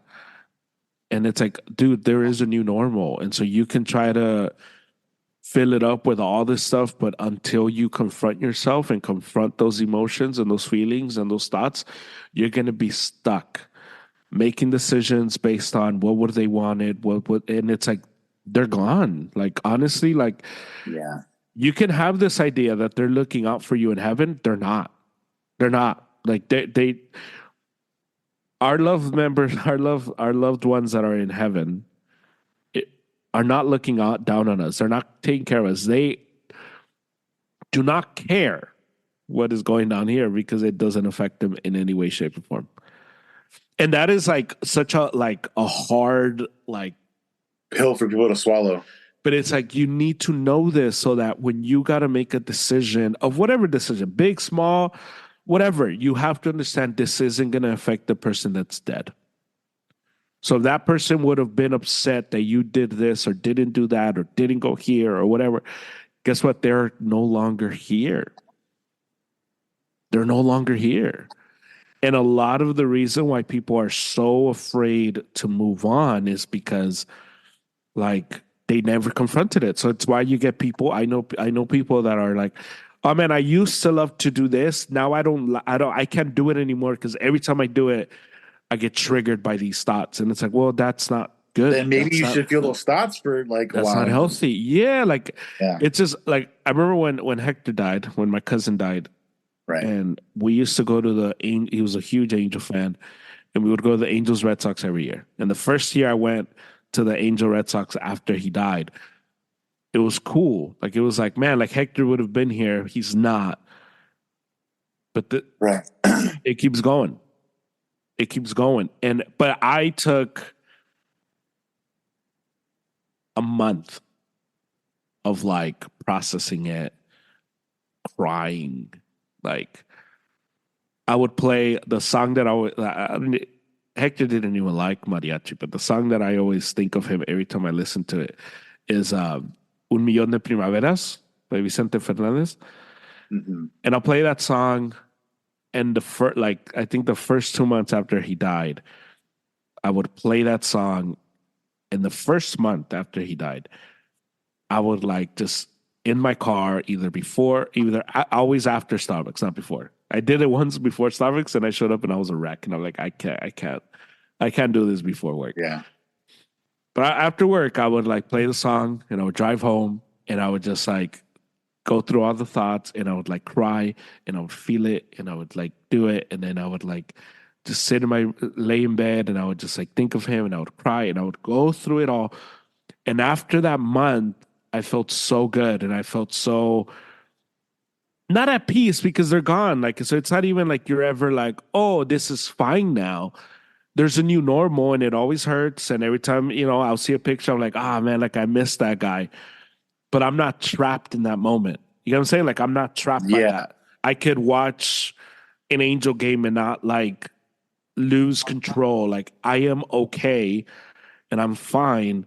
But I went through those. And so Right. it's so weird to me how many people are just not afraid, are afraid of that. And it's like, bro, that is the key. The key for you to like be okay is for you to feel all Yeah. this. You have to feel all this. This Because is if you what don't feel it, like, I don't know, you're gonna be stuck in the cemetery. it's unnatural, man. I because I'll meet people too, right? Just and I'm sure you've met people like this. They're the Mhm. people that always have to be they they want to force themselves to think that they always have to be in a good mood Yeah. and Yep. everything always has to be Yep. positive. Right. Right. And I'm like, don't get me wrong, I do believe in having like in tough situations, like keeping a cool head, having like a positive attitude if like obstacles come up, right? But I'm like, you you gotta get like I always thought I'm like, hey man, there's a time to be there's a time for everything. There's a time to be sad for sure. Like Mhm. there's Yeah. definitely and you gotta have those moments like have their day, man. It's just Yeah. people make themselves dude, people make themselves like sick over this stuff, you know? Yeah. Yeah. It's crazy. And it's where you get this people get stuck in the cemetery and they'll be like, oh, I'm gonna go visit so and so at the cemetery, and it's like, they're not there. I don't like going to the cemetery because to me that person's not there, you know, and going there doesn't bring them back. I don't think of them more if I go to the cemetery, but people are stuck because they are not. People don't experience the emotions, therefore they're stuck. It's interesting to me just how scripture doesn't talk about um people that visit. Like there was never this idea that you would go visit the dead Yeah. after the period of mourning. Right, During right. the period of mourning, you're there, but after there was no idea. There's no like, oh, yearly we're gonna go visit them because this understanding like they're not there. That's the holding place for their bones, but they're not there. But a lot of people are stuck, and it's just when my grandpa died, my mom would be like, "Oh, let's go. You know, we're gonna go to you don't want to go to cemetery. We're gonna go visit your grandpa." And I remember like, he's not there, and she's like, "What do you mean?" Like, well, what do you mean? Like, you think he's there? Like, you think like you're gonna go and grandpa's gonna show Yeah. up and be like, "Hey guys," like, it's like no, but his memory. I'm like, no, his memory is in like in my brain, in my Yeah. catalog, the museum of memories. That's where my grandpa is now. But he's not at the cemetery. The cemetery doesn't bring him back. I don't feel closer to him because I go to the cemetery. And but my mom, it took her a long Yeah. time to go through those emotions, to think of them, to go through those dark Yeah. moments, to and it's like all that is okay. Like if you're gonna burst out and cry randomly, guess Right, what? right. It's fine. It's part of the Yeah. process. But people are just so afraid of that. Um, so when I learned that in scripture, like the whole like 40 days, how it was like standard in the Jewish, like Yeah. the Jew, I'm like, bro, I'm gonna do that next time. And Damn. When Hector died, I did that. And I was like, bro, this works. This is like healthy. This is good. Yeah. And I, it's funny because well, not funny, but it's interesting because when my siblings talk about Hector, or that time frame when he died, they're like, man, it was all my siblings will say like it was the first time I saw him cry. I'd never see, and I'm So you not cry? me, yeah, Oh yeah, and yeah, I'm not a like men don't cry. Like I'm not even like it's just I'm just not an emotional person. So like I don't really cry like that. I'm not opposed to it, right. but I'm just I just don't cry. I don't know. Like that's not my Yeah. like my whenever I'm going through something crazy, my natural disposition is to make a joke, not to cry. As you have seen, you know? Right, right. Like I either make a joke or like immerse myself into like sports or like the Bible. Like that's my like I don't sit and cry. But to some people it makes them feel better and it helps and all power. Do it. Yeah. But they were telling like, man, they always say like it was the first time we saw him cry, and it was like, man, like that was, and it was just like that's just how I couldn't process that any other way. I needed to feel the Yeah. weight of all of that and what that meant. Like I remember telling Stephanie, like, man, I cannot believe it. The thing that like messes my brain is this idea that like I have all these pictures with him and we'll have children and people and these kids are gonna be like, who is this guy that's like in every single picture with you? Like, who is this guy that you're like you got millions of pictures with this guy? Who is this guy? And to be like, how do you explain to somebody that for like 30 plus years this is like one of the closest people to you and now they're gone Yeah. and you still love them with the same like passion, but they're gone and they'll Are never meet you him. And like, it's like, that's a trip. yeah. So okay. So when I'm picking up, being you weigh in, but Yeah, yeah. so you're of the mindset, like in the future, hypothetically, right? You have kids, they see pictures of Mm-hmm. Hector. Mm-hmm. Mm-hmm. I'm assuming you're going to be super open and talking about him and telling your kids about him, right? Yeah. That's great because you always see, like, especially like in movies, right? Or even like, Oh, yeah, yeah. I get what you're saying. We say, don't talk about that. no, Yeah. but even like so like say there's like a character, right? They're like their son, they have a dad, Yeah. mom passes away, right? Say mom passed in childbirth, right? Right. It's usually like it's spot on. It's always spot on that the main character says, oh, dude, my dad never talked about my mom like when she passed, Right. Yeah, yeah, yeah, yeah, yeah. and it's like, bro, that's crazy. I'm like, what? Like, you don't think that's weird? Like, Bro, and it there's ha- a did, I'm seeing it in my family that play did out. you have you seen Walk the Line? It's like the Johnny Cash biopic. I think so. I don't Maybe remember it it, came but out a yeah. long time ago. Great movie, by the way. If anyone hasn't seen it, Joaquin Phoenix is amazing as Johnny Cash. How he went from Commodus and Gladiator to Johnny Cash, crazy. But anyway, Johnny Cash in real life, like his older brother passed away. His older brother was killed in like a an accident at a Mm, it's like a sawmill. Like he was chopping wood in the movie at least, yeah. and the blade they don't show in the movie, but the blade comes out of the thing, and you know. Mm, And so in the movie, like he was there in like the hospital bed, like when like they try to patch him up, but it's like, dude, he's dead. He just got cut in half. And it flashes like forward like to when he's older, and he meets like his like future wife, and um the chick had been like a child singer as well. So once he was like touring with her, he was like, oh, can you sing, like when you're on tour, can you sing the song for me? And he was like, my brother and I like used to listen to that song together, you know. And he talks about his brother Jack. yeah. And she's like, oh, are you and your brother like still close? Are you? And he was like, oh, like he passed when I was like, 7 or whatever. And she's like, oh, I'm sorry. So they're talking about it. And then Johnny Cash's character even says, he's like, man, when he passed, I talked about him all the time.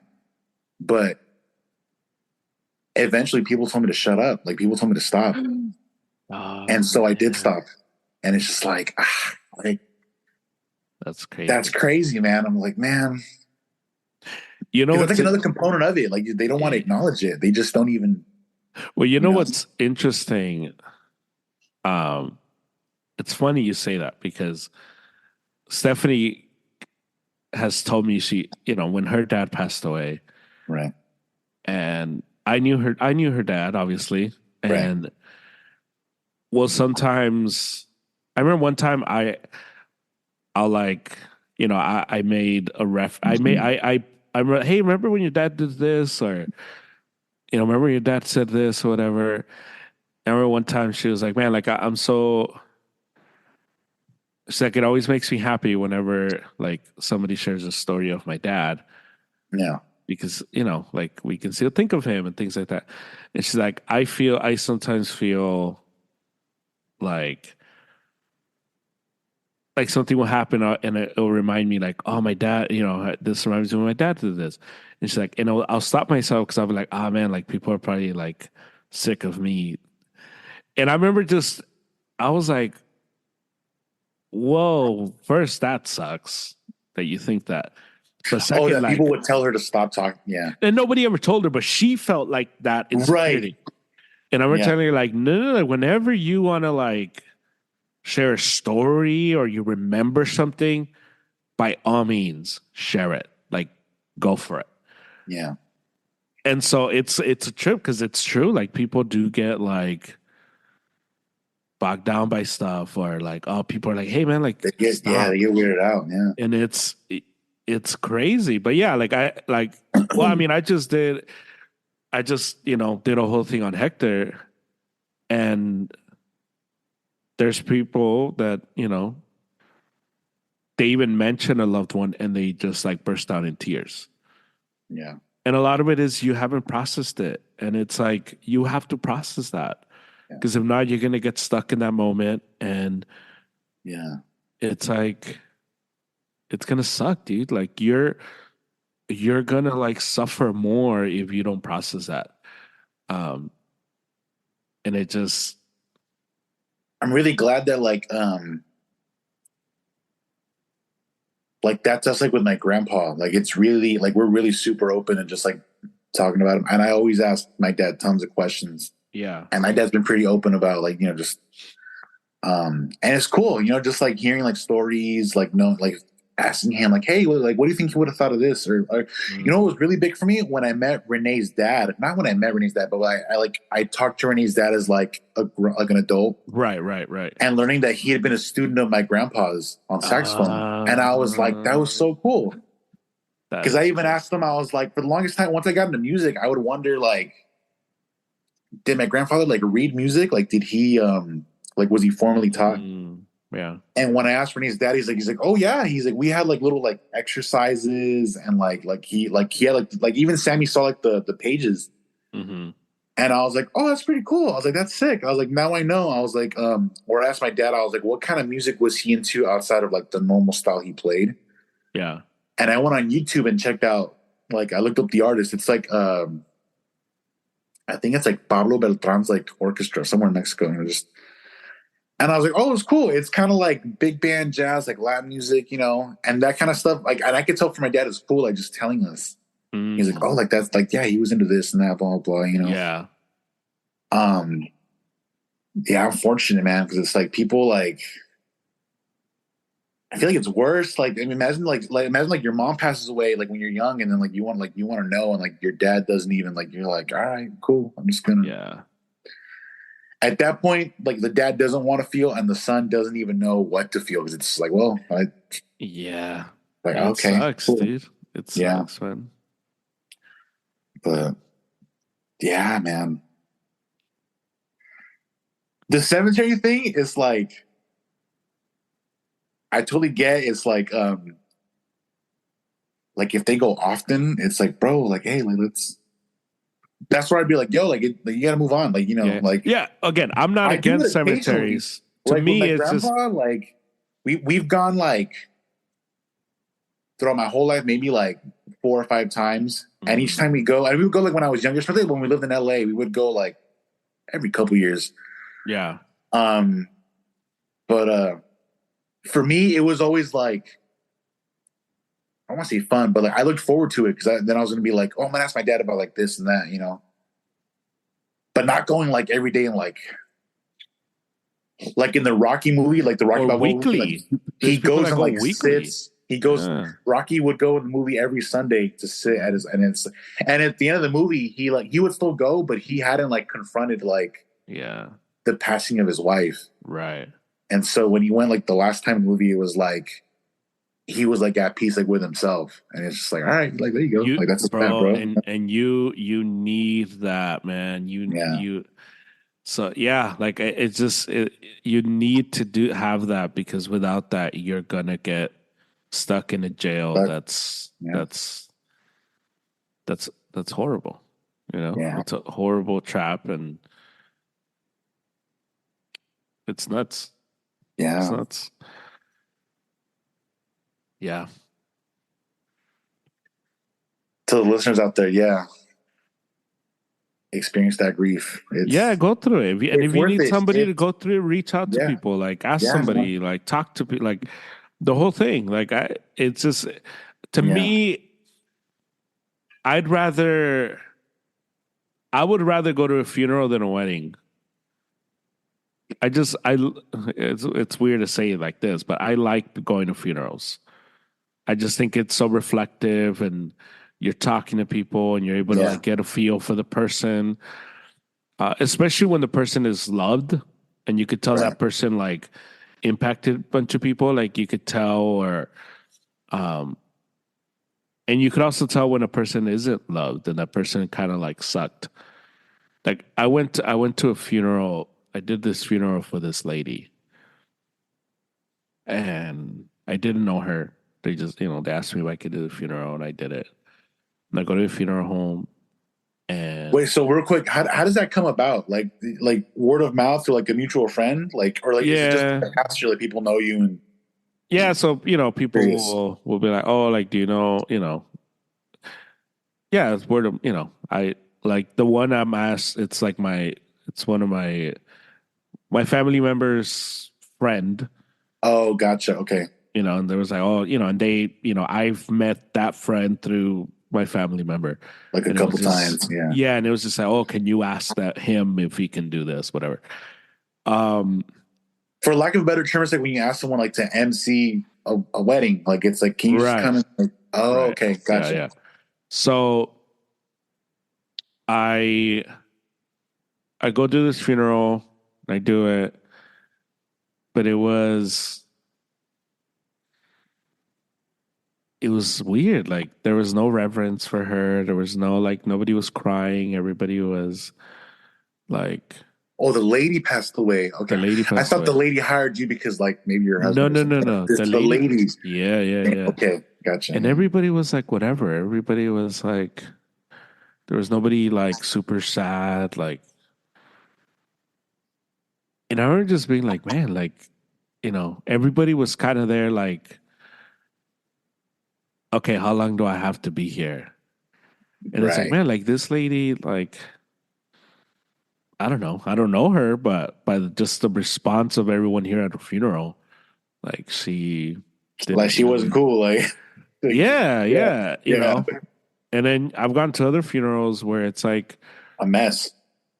Like people there's are. Well, it's a mixture. Like some people are really sad because obviously everyone reacts differently to that. right. But some people are sad, but there's people that are there, like man, like, and you can just overhear like, oh man, like this guy was awesome and he did this and this that like when 70's dad passed away there was people that came and you're like wow you knew him like what the like what but it just told you the type of man he was that he was his the type of guy he was that he like impacted all these people that all these people wanted to go pay the respects to Yeah. him and it just like speaks volume to that and so I think it's a I enjoy going to funerals because it allows you to think, well, at least for me, it allows you to think about um, where you're at, your mindset. And it's like, man, like I need to, like, how am I living? Like, what kind of person am I?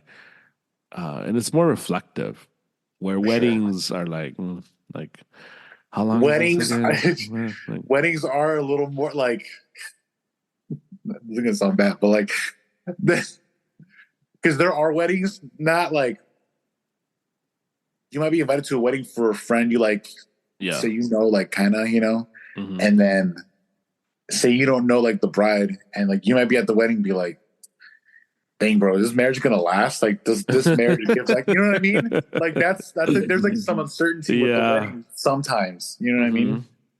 And with the Yeah. funeral, it's like it is final. Like they're dead. Like they're gone. Yeah. And so yeah, definitely. Especially if it like you said, when it's someone that was like impactful, it's like and yeah, like I'm for some reason I'm thinking of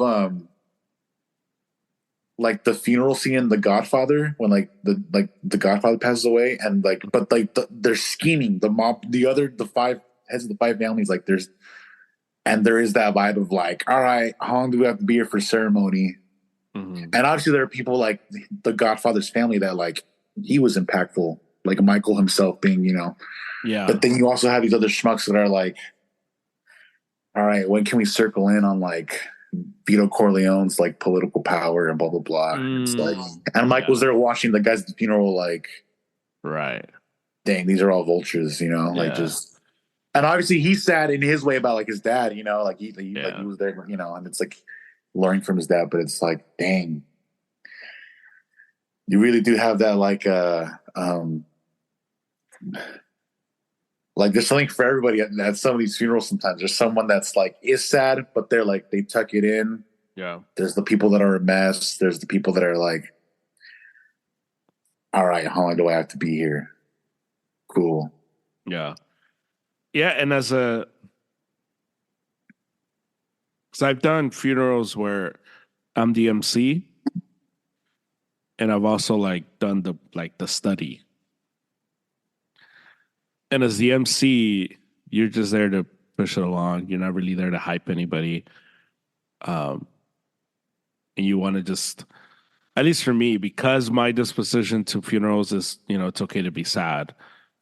I'm not like, hey, everybody, welcome to the celebration of life. But like, it's just Yeah, very, you're not going like you're not like it's let's very take a selfie. controlled. Like, Yeah, yeah. thank you guys, thank you for being here for the family. Blah blah blah blah. Like, and maybe you find something a little, a tasteful joke to get people to like laugh a little and be like, hey, you know what? Like, Right, in the midst of sadness, it's okay to be to laugh and be happy, and those two things coexist right. because you're Especially when sad they're someone, gone, yeah, but then you think like, oh man, they did this, that's funny, and it's okay to laugh.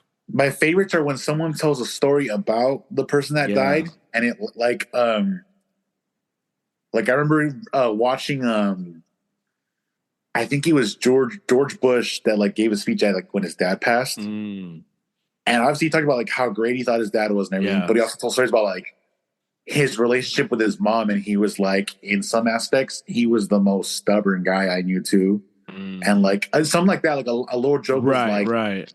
people that knew him were like, ah, that's right, like Yeah. he was like that, you know, and Yeah, it's like, it's you know, tasteful. yeah, But whenever I've done the study at a sermon at a funeral, I'm quick. Like I don't do more than 20 minutes mm. because my mentality is there's nothing I can tell you to make you feel better about this moment. There's nothing I can tell you that's gonna, fix it. I'm gonna offer your comfort in my words, hopefully. Right, condolences, yeah, Condolences, but there's nothing I can do to fix this situation. And so I'm it's just like, gonna yeah, be respectful. I'm gonna, tell you what scripture says, and I'm gonna get out the way. And I've seen these preachers who get up there and they think they're like, we're not here to for you. We're not here to see you, bro.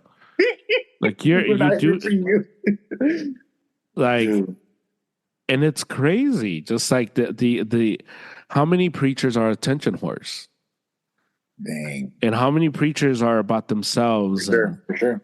and they think they've wrote like so much like this incredible wisdom on paper. Groundbreaking, like just oh yeah, And you're like like, bro, get out the way, please. Just like, do your thing, 20, 30 minutes max, and let's keep it moving. Like, I want to hear stories about this person, really. I don't like, and it's great.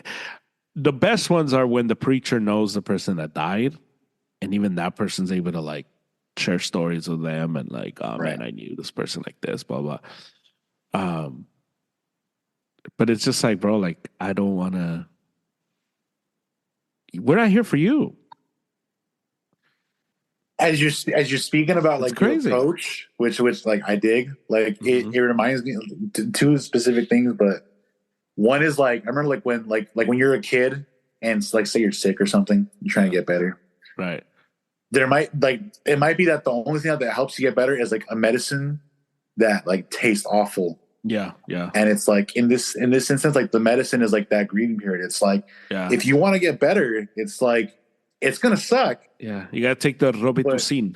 yeah, but just you got to do it. You got No to do it. water. And then Yeah. another thing it reminds me of is like we're doing this weight loss thing and like weighing yourself.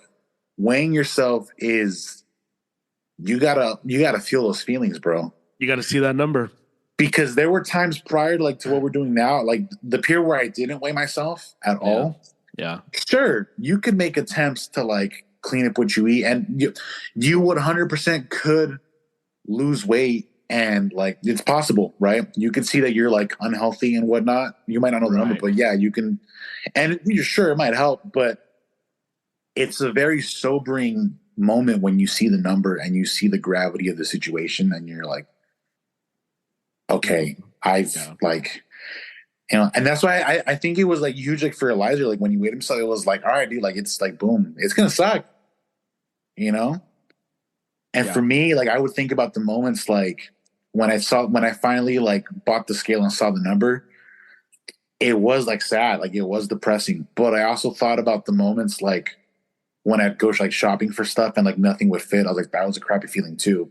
And it was a strong enough feeling to where I was like, I want to make a change. I want to like, Mm-hmm. you know, Yeah. but yeah, dude, it like that's cool. I like with the weddings too. I like that you're short. Like I remember once I think one of my cousins. I want to say it was like um Ruby or Jessica. One of them. They got married, and do you remember El Hermano Cardona? Yeah. Yeah. Of course. He preached, Mm. and I can't remember the length, but in my mind as a kid, I was like, bro, this is like a 45 or an hour long sermon for a wedding. Like Yeah. what? And he was a long preacher too, man. Yeah, so it's like, bro, what are you doing? I'm Yeah. like, just like I'm Yeah. thinking of like Adrian's wedding. It was like good sermon, short, sweet. Like, all right, cool. They're getting Oh married. yeah, yeah, ages Let's wedding. do this. And I'm like, that's that. Yeah, please. I need more of that. Because as a Yeah, kid, I was like, bro, when is this over? Like, yeah. It's funny because I am at church. I am for sure a very long. Like I can go. I can do it. right. But when it comes to like occasions, weddings that I've done, funerals that I've done, it, and not to like pat myself on the back or anything, but it's just like I understand this isn't about me. I'm there, and not that the sermon is about me, but the sermon Right. is different because you're there to Well, learn what the Bible yeah, says. You get what I'm saying? it's a So study. Yeah, yeah, so this is a time where I need to like tell you what the Bible says. Um, but it is funny how many preachers, again, are attention whores and they want the attention. I remember I went to this wedding, and I won't say whose wedding it was, but and the pastor gets up there, and in the room there must have been maybe five pastors. Like there was like five of us, and right. Other, yeah, yeah. that guy knew that there was like five of us in there, Oh, he took it as like the and like he's dick like, measuring oh contest. man, All right, like oh bro, like, yeah, yeah, it was like a like big dick swinging contest for sure. yeah. That only he was swinging. Nobody was playing. He was the only one Everyone was playing. like, bro, like Everyone's like, bro, tuck it in, bro. Like, the what are we doing photographer's here? waiting for the pictures, and we got to get to the reception, bro. Like, Yeah, calm down. It's yeah. like, Um, the dude went an hour, no, and it wasn't even like there was all these symbols. It was an hour of him just yapping. And he like took a shot at single people. You got to get married because of this and that. Like, I was like, bro, what the hell is this, what are bro? we doing? Yeah, who? Like we're here for them. Can you talk about them? Can you tell them like about marriage? Like, what are you doing? Like, there's no need for single people to catch strays here. Like that, this isn't what this is about. Um, and his opening line was like, "I feel so privileged to have to be the one chosen to do this marriage. In the room of other pastors, I was the one chosen for this." And it was like, That's disgusting. That's like, I was just like, congratulations. Like, okay, sure. Like like oh, it was oh, so disgusting. It was so weird. And like I'll laugh about it, I'll laugh with people that were it's at a the funny wedding. story for sure. Like, I'm And over here it's like just like thinking, I'm like, and it's just go ahead. it was just like, okay, all right. And so it's Yeah, funny, but it's crazy how many pastors are, attention whores like that. They want the attention, and it's not for you. Like the last funeral I did, I went up there and I timed myself. It was 25 minutes. yeah. 25 minutes. And after the sermon, after the whole funeral, the family members came up to me and they're like, "Oh, thank you so much thank you." That was like this, that. And then one of the older gentlemen, he was like, "I really appreciate it that you made it about the scriptures. You didn't make it about yourself, and you were he didn't say you were fast, but I forget the word he used, but it was one of those like, I'm glad that you Like you were prompt. Like you were just on it. yeah, like you You made it know? about the scriptures." And he said, "And I'm glad that you allowed us time to talk about my brother because it was his brother that died." That's yeah. And I was What's like, like I said, like with the medicine, it's like you can only say so much. yeah, and I told Yeah, him like, yeah, like I was like, "Oh man, thank you. Like that's really nice of you to say." And I was like, "Yeah, like there's very little I can offer you with my words. Like, so I'm gonna yeah, read you some scripture, explain the scripture a little bit, but if I go 50 minutes on what this verse means, the Greek and all that, like this isn't the place for that. Like you're yeah, here to mourn your brother. Like, so, and I was like, oh, but thank you. Thank you for yeah. noticing that."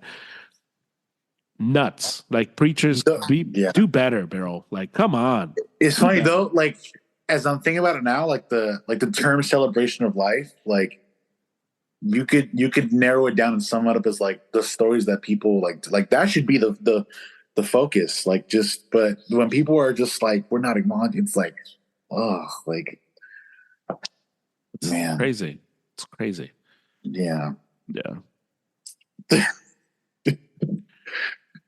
50 minutes, bro. That's like, It was oh my nuts. It god, was, we were all like looking at the clock, like, this guy's still going. Like, this guy is still going.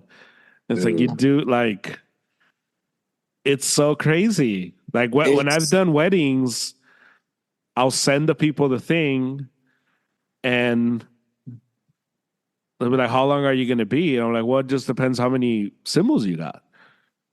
If you don't got a lot of symbols, right. we're going to be out of here like half an hour. Like, and they're like, wait, really?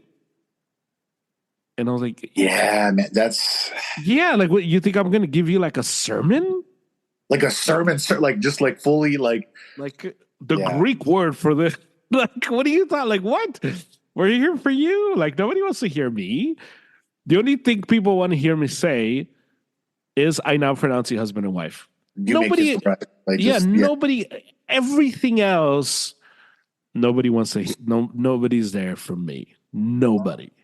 Dude, that's like okay. So like when my homie Jacob got married like a few months ago, like Yeah. I obviously was like Catholic church, but Right, right, I was like at the end of it, and because I'm not familiar with it, right? Like I was right, sitting next to right. Aaron, and like Aaron grew up Catholic, so he knows like how this goes and everything. Yeah, yeah, But I was sitting there because we did like the dress rehearsal, yeah, and he gave us like the cliff notes on what was going to happen. And I was yeah, like, okay, I wonder how long this will be. Like, because growing up, I'd always heard like people like go to mass and just hearing stories, and you're like, oh man, it kind of drags on or whatever. But once we were actually like in the service and then it ended, I was like, oh, that was nice. I was like, I mean, he spoke about like the symbols, like mentioned yeah, yeah. the last one, everything, and just like the Right. rings. But I was like, it was like, I want to say the whole thing maybe might have been like maybe 30, 35 minutes, like tops, from the time we like arrived, walked in, and I was just like, oh, okay. I was like, but yeah, dude, I cannot imagine like a 50-minute, just a sermon, 50 minutes. I'm like, bro, Just the this like, you're not sermon. even accounting for Yeah, like it the wasn't wedding just party coming in and the like what, symbols, everything. It was just his sermon. Like, it did, like, so in total, it was like a little bit over an hour, the whole dude. thing. Because also even like with weddings, and this is something my dad told me, and he was like, expect this. He was like, this is a maybe you can like confirm or deny it, but he was like, weddings never for the most part happen like on time. There's always a little something that pops up and just like, oh, are we all ready yet? And just whether it's five Who said minutes. this?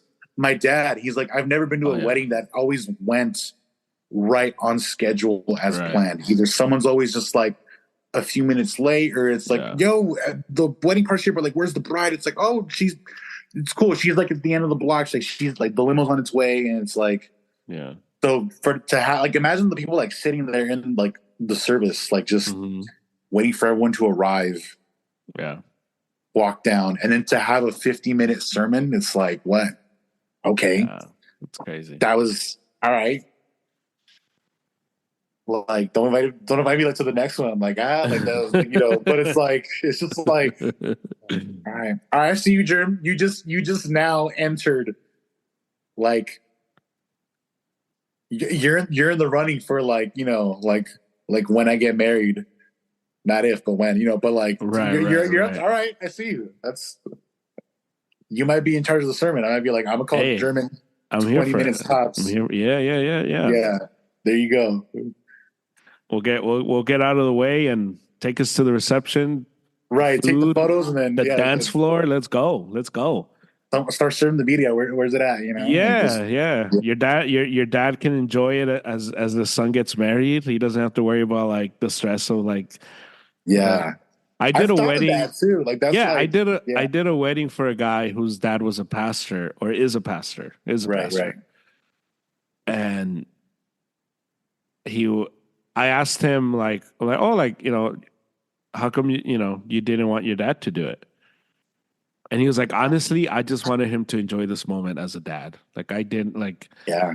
I didn't, and it was one of those like, oh man, like I bet that's different, because if you've seen your dad be a pastor your whole life, Yeah.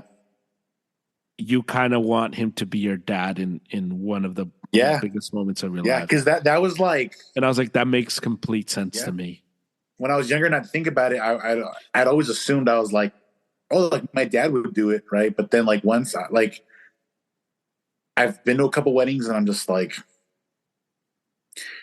it should still be someone important to you that like officiates it, Of course, of course. Yeah, yeah, right? yeah, You know what yeah. I mean? Like, Yeah, but definitely. but obviously, like my dad, like super important to me, like love him. Right. But then I was like, Yes. kind of want him to just be like, Just enjoy himself. exactly, for Yeah, sure. yeah. Yeah, Yeah, man. that makes complete sense. Yeah. Yeah, That makes because he's complete officiated sense. weddings where I've seen like at a um like Chai's wedding, like he officiated, like Mm, he so I've seen him do it, and I'm yeah, like, yeah, he's great at it. He does his yeah, thing. My yeah. dad's also not very like long with the sermon either, so it's like No, he's. no, he's not. But for anybody out there that's like getting hitched, like consider the services of like Pedro Escamilla. Like he's got you covered.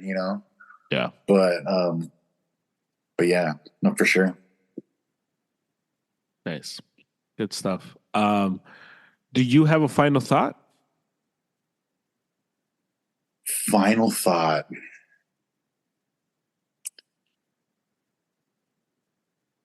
I saw clips of I think it was like Ryan Garcia on like the is it Patrick Bet David or Patrick David Yeah. Bet? Anyway, that Yeah, guy. yeah, yeah, yeah. But just talking about like more again about like now he's saying the trolling, like the trolling of the craziness. That it was on an act. It was previously recorded. Yeah, and I'm just like, yeah, okay. I mean, sure, but he this time he doubled down on the drinking where he was like, oh, dude, I went here, I went there, and I'm just like, so Ryan Garcia fans, okay, because I'm gonna say this. I didn't say this last pod. Yeah. Y'all are some front runners. Y'all are like, no, for real, hey, because you, bro, the first thing I thought of Yeah. was when you described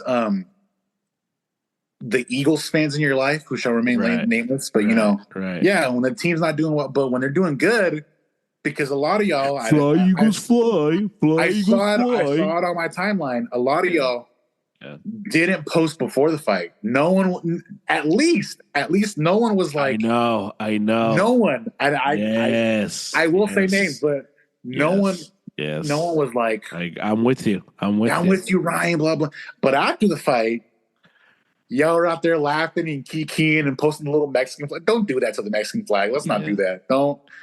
Even the comedian, the one you didn't like him, but like Rene Vaca, like that guy, like he posted Ryan, like, and I'm just like, bro, stop. Like, let's not do this. So y'all some front runners. You should be sad like I am because again, it just shows that he's squandering who he could have been. Yes. It's, like that one coach. It's like he's not who he thought he was, but he's letting himself off the damn hook. Just Yeah. So that's my final thought, y'all. And if you're a Ryan fan, you see me in person, like, hey, like I'll tell you the same thing. Yeah. So, I for sure, 100%. I agree with but you. Yeah, let's hear your final thought. If you have one, I'm sure you do though. Reggie Bush. Yeah. Got his Heisman. The NCAA does a lot of stupid things. They don't do a lot of good things. But they gave Reggie Bush his 2005 Heisman back. They've reinstated him. Good.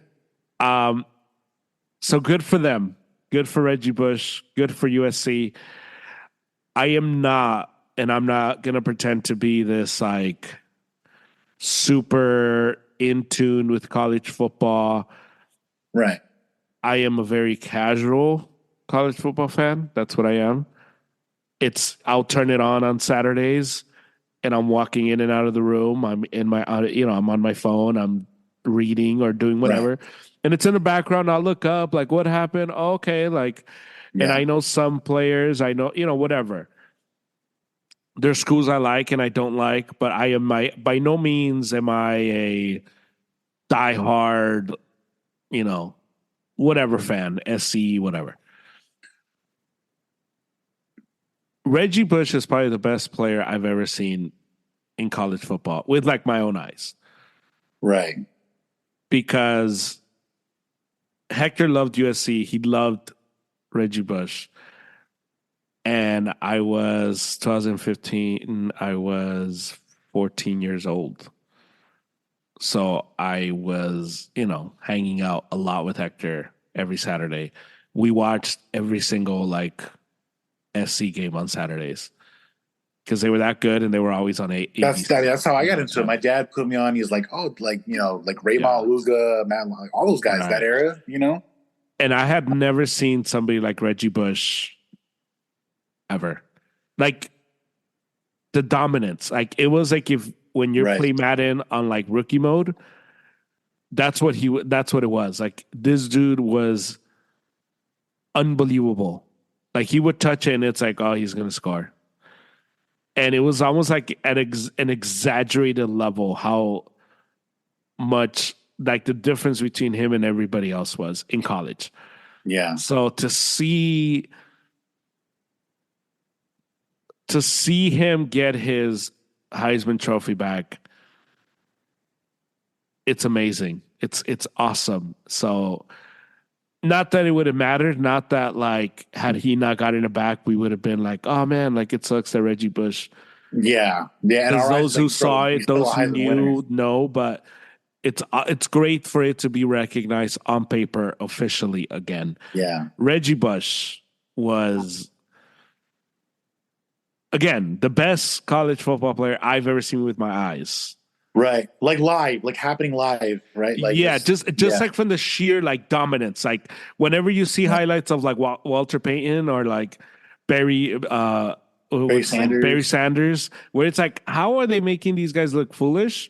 That's what Reggie Bush was at college, but I actually saw it. It wasn't like YouTube. That was like when I saw like I think Herschel Walker was like that when he was in college. Right. Like, and I remember seeing. I think I saw a hit. I don't know if he got like his own football. I documented about him, but just when he finally hit the field, like as a freshman too, and you're like, Jesus Christ! Like I remember like the they interviewed the defenders that tried to tackle him that first game. Yeah, and this one guy was like, "Dude, I went low. I went for his legs," and he was like, "It felt like I ran into like a tree stump." Like it rooted in the ground, and you see him like the power speed, but same thing with Reggie. You see Reggie and you're just like, dude, he's a cheat code. Like, how is this? Yeah, man. So crazy. So crazy. So yeah, shout out to Reggie Bush. Shout out to the NCAA, just doing something good. Getting it right, bro. I mean, it took y'all long enough. How are you guys gonna give these new guys all this money? You got college guys buying like Lambos and like Ferraris, and Reggie couldn't get his, which even then, that whole conversation, like I mentioned, like Charles Barkley, who would be like he's done interviews where he was like, "Oh, I was given money in college. Hell yeah." He's like, I needed to buy food, like the scheduling of like eating meals. Right. He's like, you get out of practice, you shower, you go to the cafeteria, everything's gone. Mm-hmm. Everything's closed, and he's like, "You're starving." And he was like, "And you're on a meal plan?" Like, so he's like, "Yeah." Shout out to Reggie. All right. I'll talk to you next week. Yeah. Sometime. I need to get to one with Harry so you guys can like. Harry's been calling you out on the pod. I don't know if you've been hearing. About what? What did he say? Which part? Harry just likes to argue, so I think he just wants to. That's argue. what I'm starting to see. Because even like the thing we talked about last time, like the jersey thing, I'm you gotta at least have like, if you're gonna have like a point you're arriving to, you gotta have like the ways to get there. And I thought I did a job like presenting that, where it's like, if you want to have more like jersey days with like, you got to have the guy that's gonna like spearhead it. Harry is like Sammy. He just wants to get you riled up, and once you're all riled up, he's like, "Hey, bro, like chill." Hey, I'm just like, that's Harry. So just FYI. So, but I need both of you to get on together so that we can like just have a a debate-a-thon, and I'll be the mediator, I guess, which is not. I'm down. I got to go back and listen now. Do you know which one it was? Like what? Like where he or like what the topic was? You know what? I don't know if it's on. I don't know if we. I think he says it before it's on tape, but every single Oh, time, gotcha. Okay. every single time, like I've done, like because I've done. We're entering week 4, so I've done 2 with him. No, I've done like 3 or 4 because we did Yeah. some in the spring training. But I've done like 3, 4 pods with him about baseball, like baseball pods, and every single one, he's like, "When is David going to come on? When is David going to come on?" And Oh, so he just wants to fight. Like he just like it's and I'm not even just like like, yeah, which I'm down with. Like sure, let's do it. I'll see. Yeah. So we gotta I schedule. would want to talk baseball with him just to pick his brain because, like, even like when I asked you that question, like at your place about what do you actually do in practice to prepare for the different scenarios? I want to know about that Oh, and side. he would know because he actually like coached He's high gone. school. Like he's No, but he coached oh Elizabeth. okay yeah oh perfect He was the yeah Elizabeth Learning Center guy. So I know yeah baseball, the sport, and I can like I know my like right. I But he's got like the know, coaching aspect too, but yeah, Harry which I'd like to know. played. He played, and he was like really good, and Oh, he okay, like yeah. coached. So Harry knows He more knows all about 3 aspects. Like yeah he yeah knows yeah he knows more about baseball than me for sure. playing, coaching, watching. Yeah. Because if Yeah, someone were to ask me, like even like with football, right, which I right. just high school, but it's like I could elaborate on like things we did Yeah, against like specific schemes, how you would like emulate it in practice, and just yeah, like yeah. formations and all that. But yeah, It's cool. why Oh yeah, when we did the pod a few weeks ago when we talked about how youth baseball is ruining Major League Baseball, it was perfect that he was on because he's seen the game as a right. player, he's seen the game as a fan, as a player, as a manager or the coach, and now as a parent of a kid Oh yeah, who's playing like travel ball. So that's all. Yeah, he offered like great insight into that yeah, because he's there, like so I yeah. was in that pod. I was just like asking him like, well, what do you see here, what's Right. going on No, here, for sure. Yeah, so because yeah I he yeah, would be perfect for that, for you to like kind of pick his brain. But we yeah. got to set that up because he's always asking me, and I'm out, that's why I was excited the weekend of your birthday, but he Because I didn't was wake there. up he didn't wake up so Hey, I was there. I was ready to go. he I didn't wake up. was, Yeah. you know, he was a So little too sunglasses and Advil over there with the kids, So, yeah, so yeah, so we'll make that happen. But for sure. hopefully the Lakers win. This pod is going up after Lakers Nuggets game 3. So hopefully it's a happy ending for us Laker fans. For sure. I did Adrian's or Peter's brother-in-law. He took exception to something I said about the Lakers and Nuggets, because I said that the Lakers were had no chance against the Nuggets after game 1. Wait, And he like Adrian? Like, yeah. So yeah. Adrian's brother's brother-in-law. Um and he like posted something on Instagram, and he tagged me, and he tagged Arrows Up, and he's like, let's make a bet the Lakers are gonna win this series. And I'm like, all right, like I hate that you're pinning me against my team, but okay. So we bet dinner. Nice. And I was like, just for the record, I hope you win. I hope I have to buy you dinner. And then I turned around to Stephanie. I'm like, hey, we just won dinner.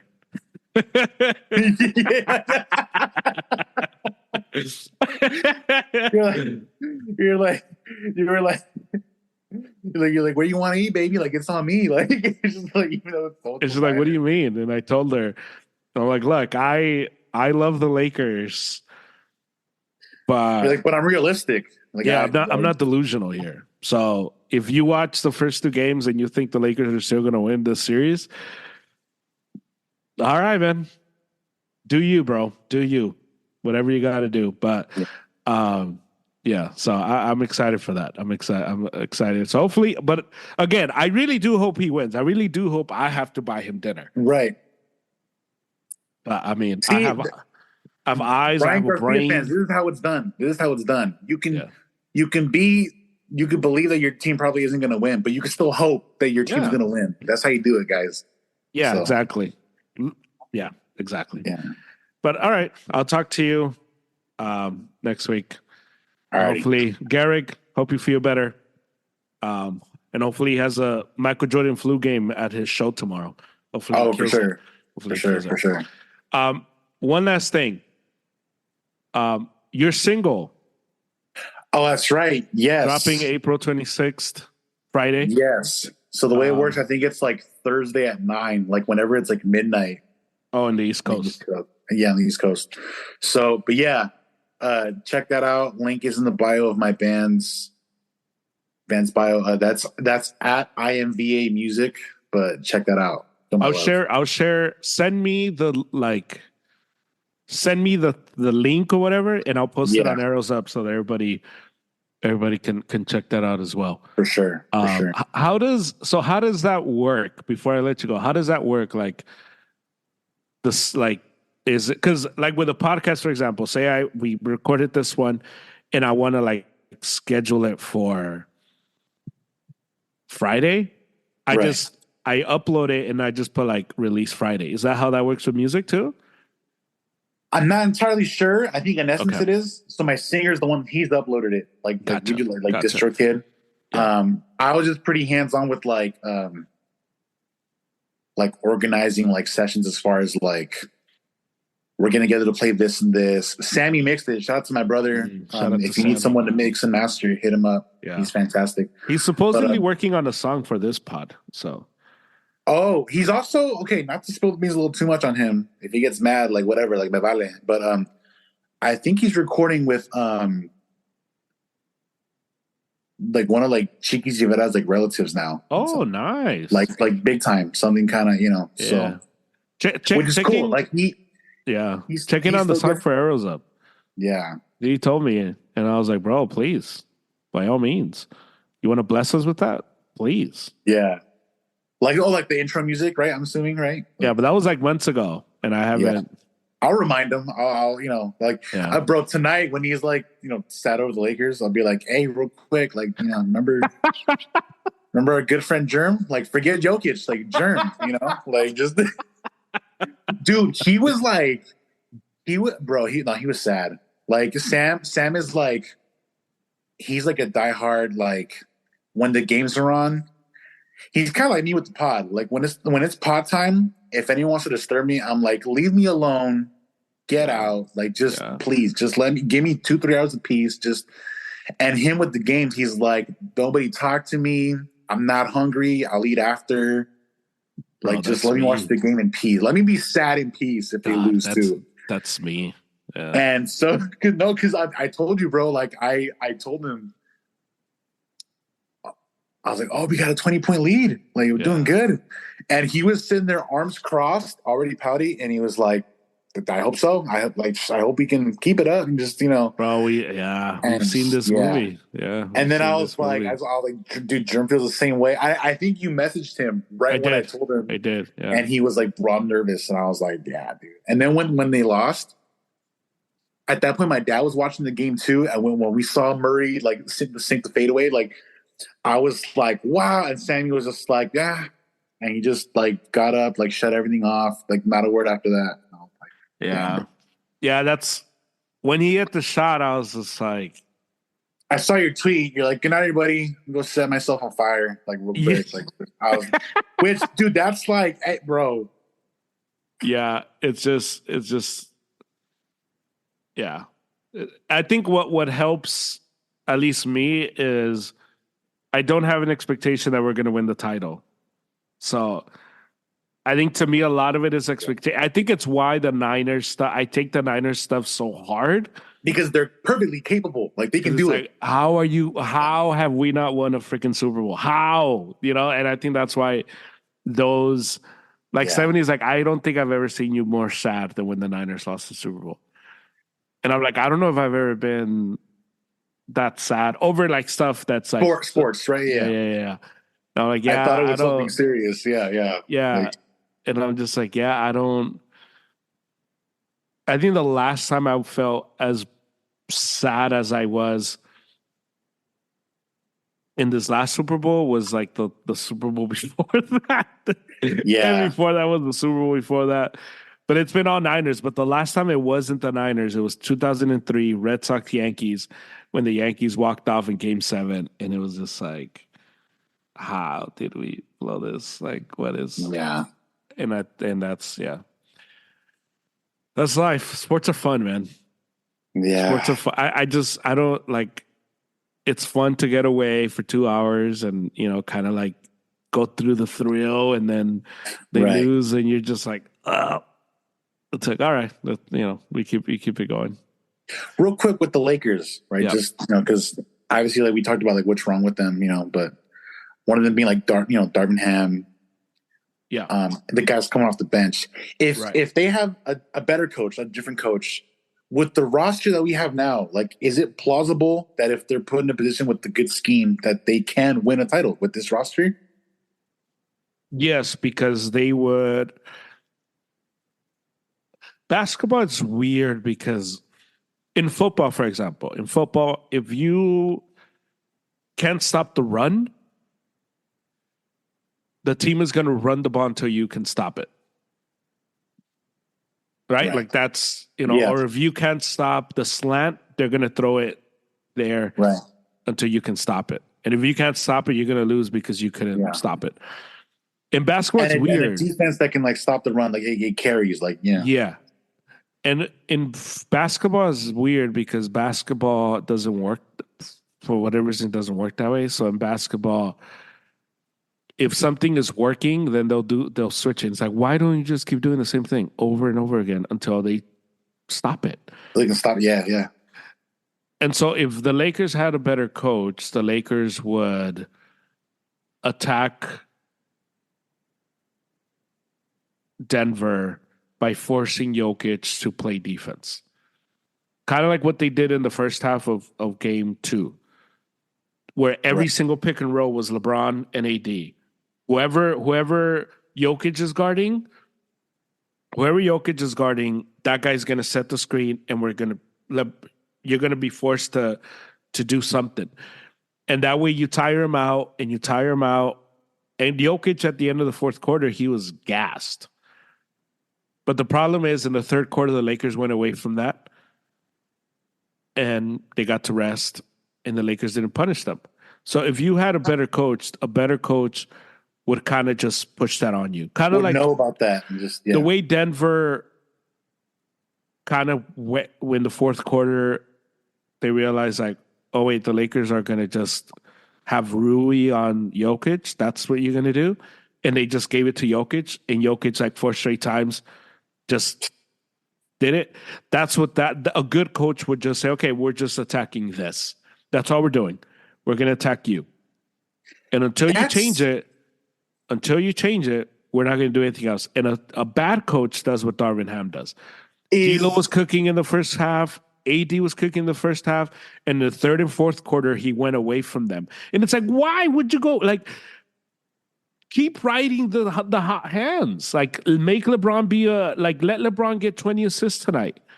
But he goes away from it. And it happens. That's just, So basketball is weird that way. Like, it's just, because here's the thing with basketball too. Like, it's frustrating. In football, you see it sometimes, right? Where like, okay, obviously, like when you discuss two great quarterbacks, those guys will never see each other on the field. So it's a little different in that regard. Mm-hmm. And you've mentioned this, like having AD on Jokic, like wouldn't that be like a common thing, that like an easy thing to do if you're a coach where you're like, oh, I'm going to put like the one of my better players on, arguably the greatest player in the league right now. And it's like, what is that not to like, to take a shot at like Rui, but it's like, you would think that would be like, oh yeah, like For sure. Let's put AD. Bruh, that's crazy because basketball is a game like that where you can have your best player on your best player and they can play both sides of the ball. Yeah. That's insane. Look, if you've been following me on Twitter, I've been calling, praying for Ham to put AD on Jokic because Jokic is not going to be stopped. You can't stop him. He's amazing. But Anthony Davis is long enough, down, athletic enough to make him think. Yeah. Rui, who's like 6 inches shorter than Jokic, isn't making Jokic think about anything. And you want great players to think because once they think, now you can open up. Well, there's an element, like there's some hesitation. There's an element like, yeah. Yeah, exactly. Yep. Right. Dang. So that's where we're at. That's where we're at. Yeah. All right. So, dude, this has turned to like a Mexican goodbye at a party. Like, love it. I love it. Hey, like, we're Mexicans here, bro. Yeah. We're Mexicans. But I was just like, we did the final thought. Like, we did final thoughts, and we're still here. Like, we're still going. This is us. We're going around every table. Yeah. I'll see you. Bye. And people are like, wow, I thought you were leaving. Yeah, well, you got to say bye to everybody. I got to say bye to the people inside and outside. And not only that, but every single bye is like, when are we going to see you? I don't know. Hey, call me. I got to ask a question about it. And then you're like, yeah. It's been a half hour. Like, it's like, it is what it is. All right. I'll talk to you, pues. Yeah.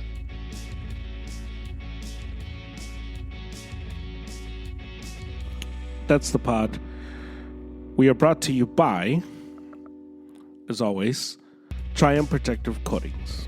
They specialize in concrete polish, epoxy flooring systems, micro top floors and walls, and self-leveling underlays. They service California, and they speak Spanish. You can follow them, Triumph_coatings on Instagram, and you get a 10% off if you use the promo code ArrowsUp. You can also reach them on Gmail, triumphprotectivecoatings@gmail.com. That's the pod. Thank you to Angel for the music. Thank you to Triumph. Thank you to David. You can follow us on Instagram at ArrowsUp. You can listen to this pod anywhere you get your pod, so please rate, review, and subscribe. And I will talk to you again on Sunday with Harry as I think it's panic time for the Astros.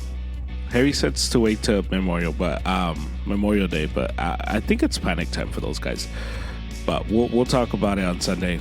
And this might be the last time I say go Lakers. So at least this season, as I think they're getting swept on Saturday. But you can follow us, Arrows Up, and I've been doing the recap, so check that out. And I've been putting out just different plays that are happening throughout the day on Instagram, so check those out as well. And like them, support, like them, comment them, share them, the whole thing. But I will talk to you again on Sunday. Till then, Hala Madrid. Let's go Sox. Let's go Lakers.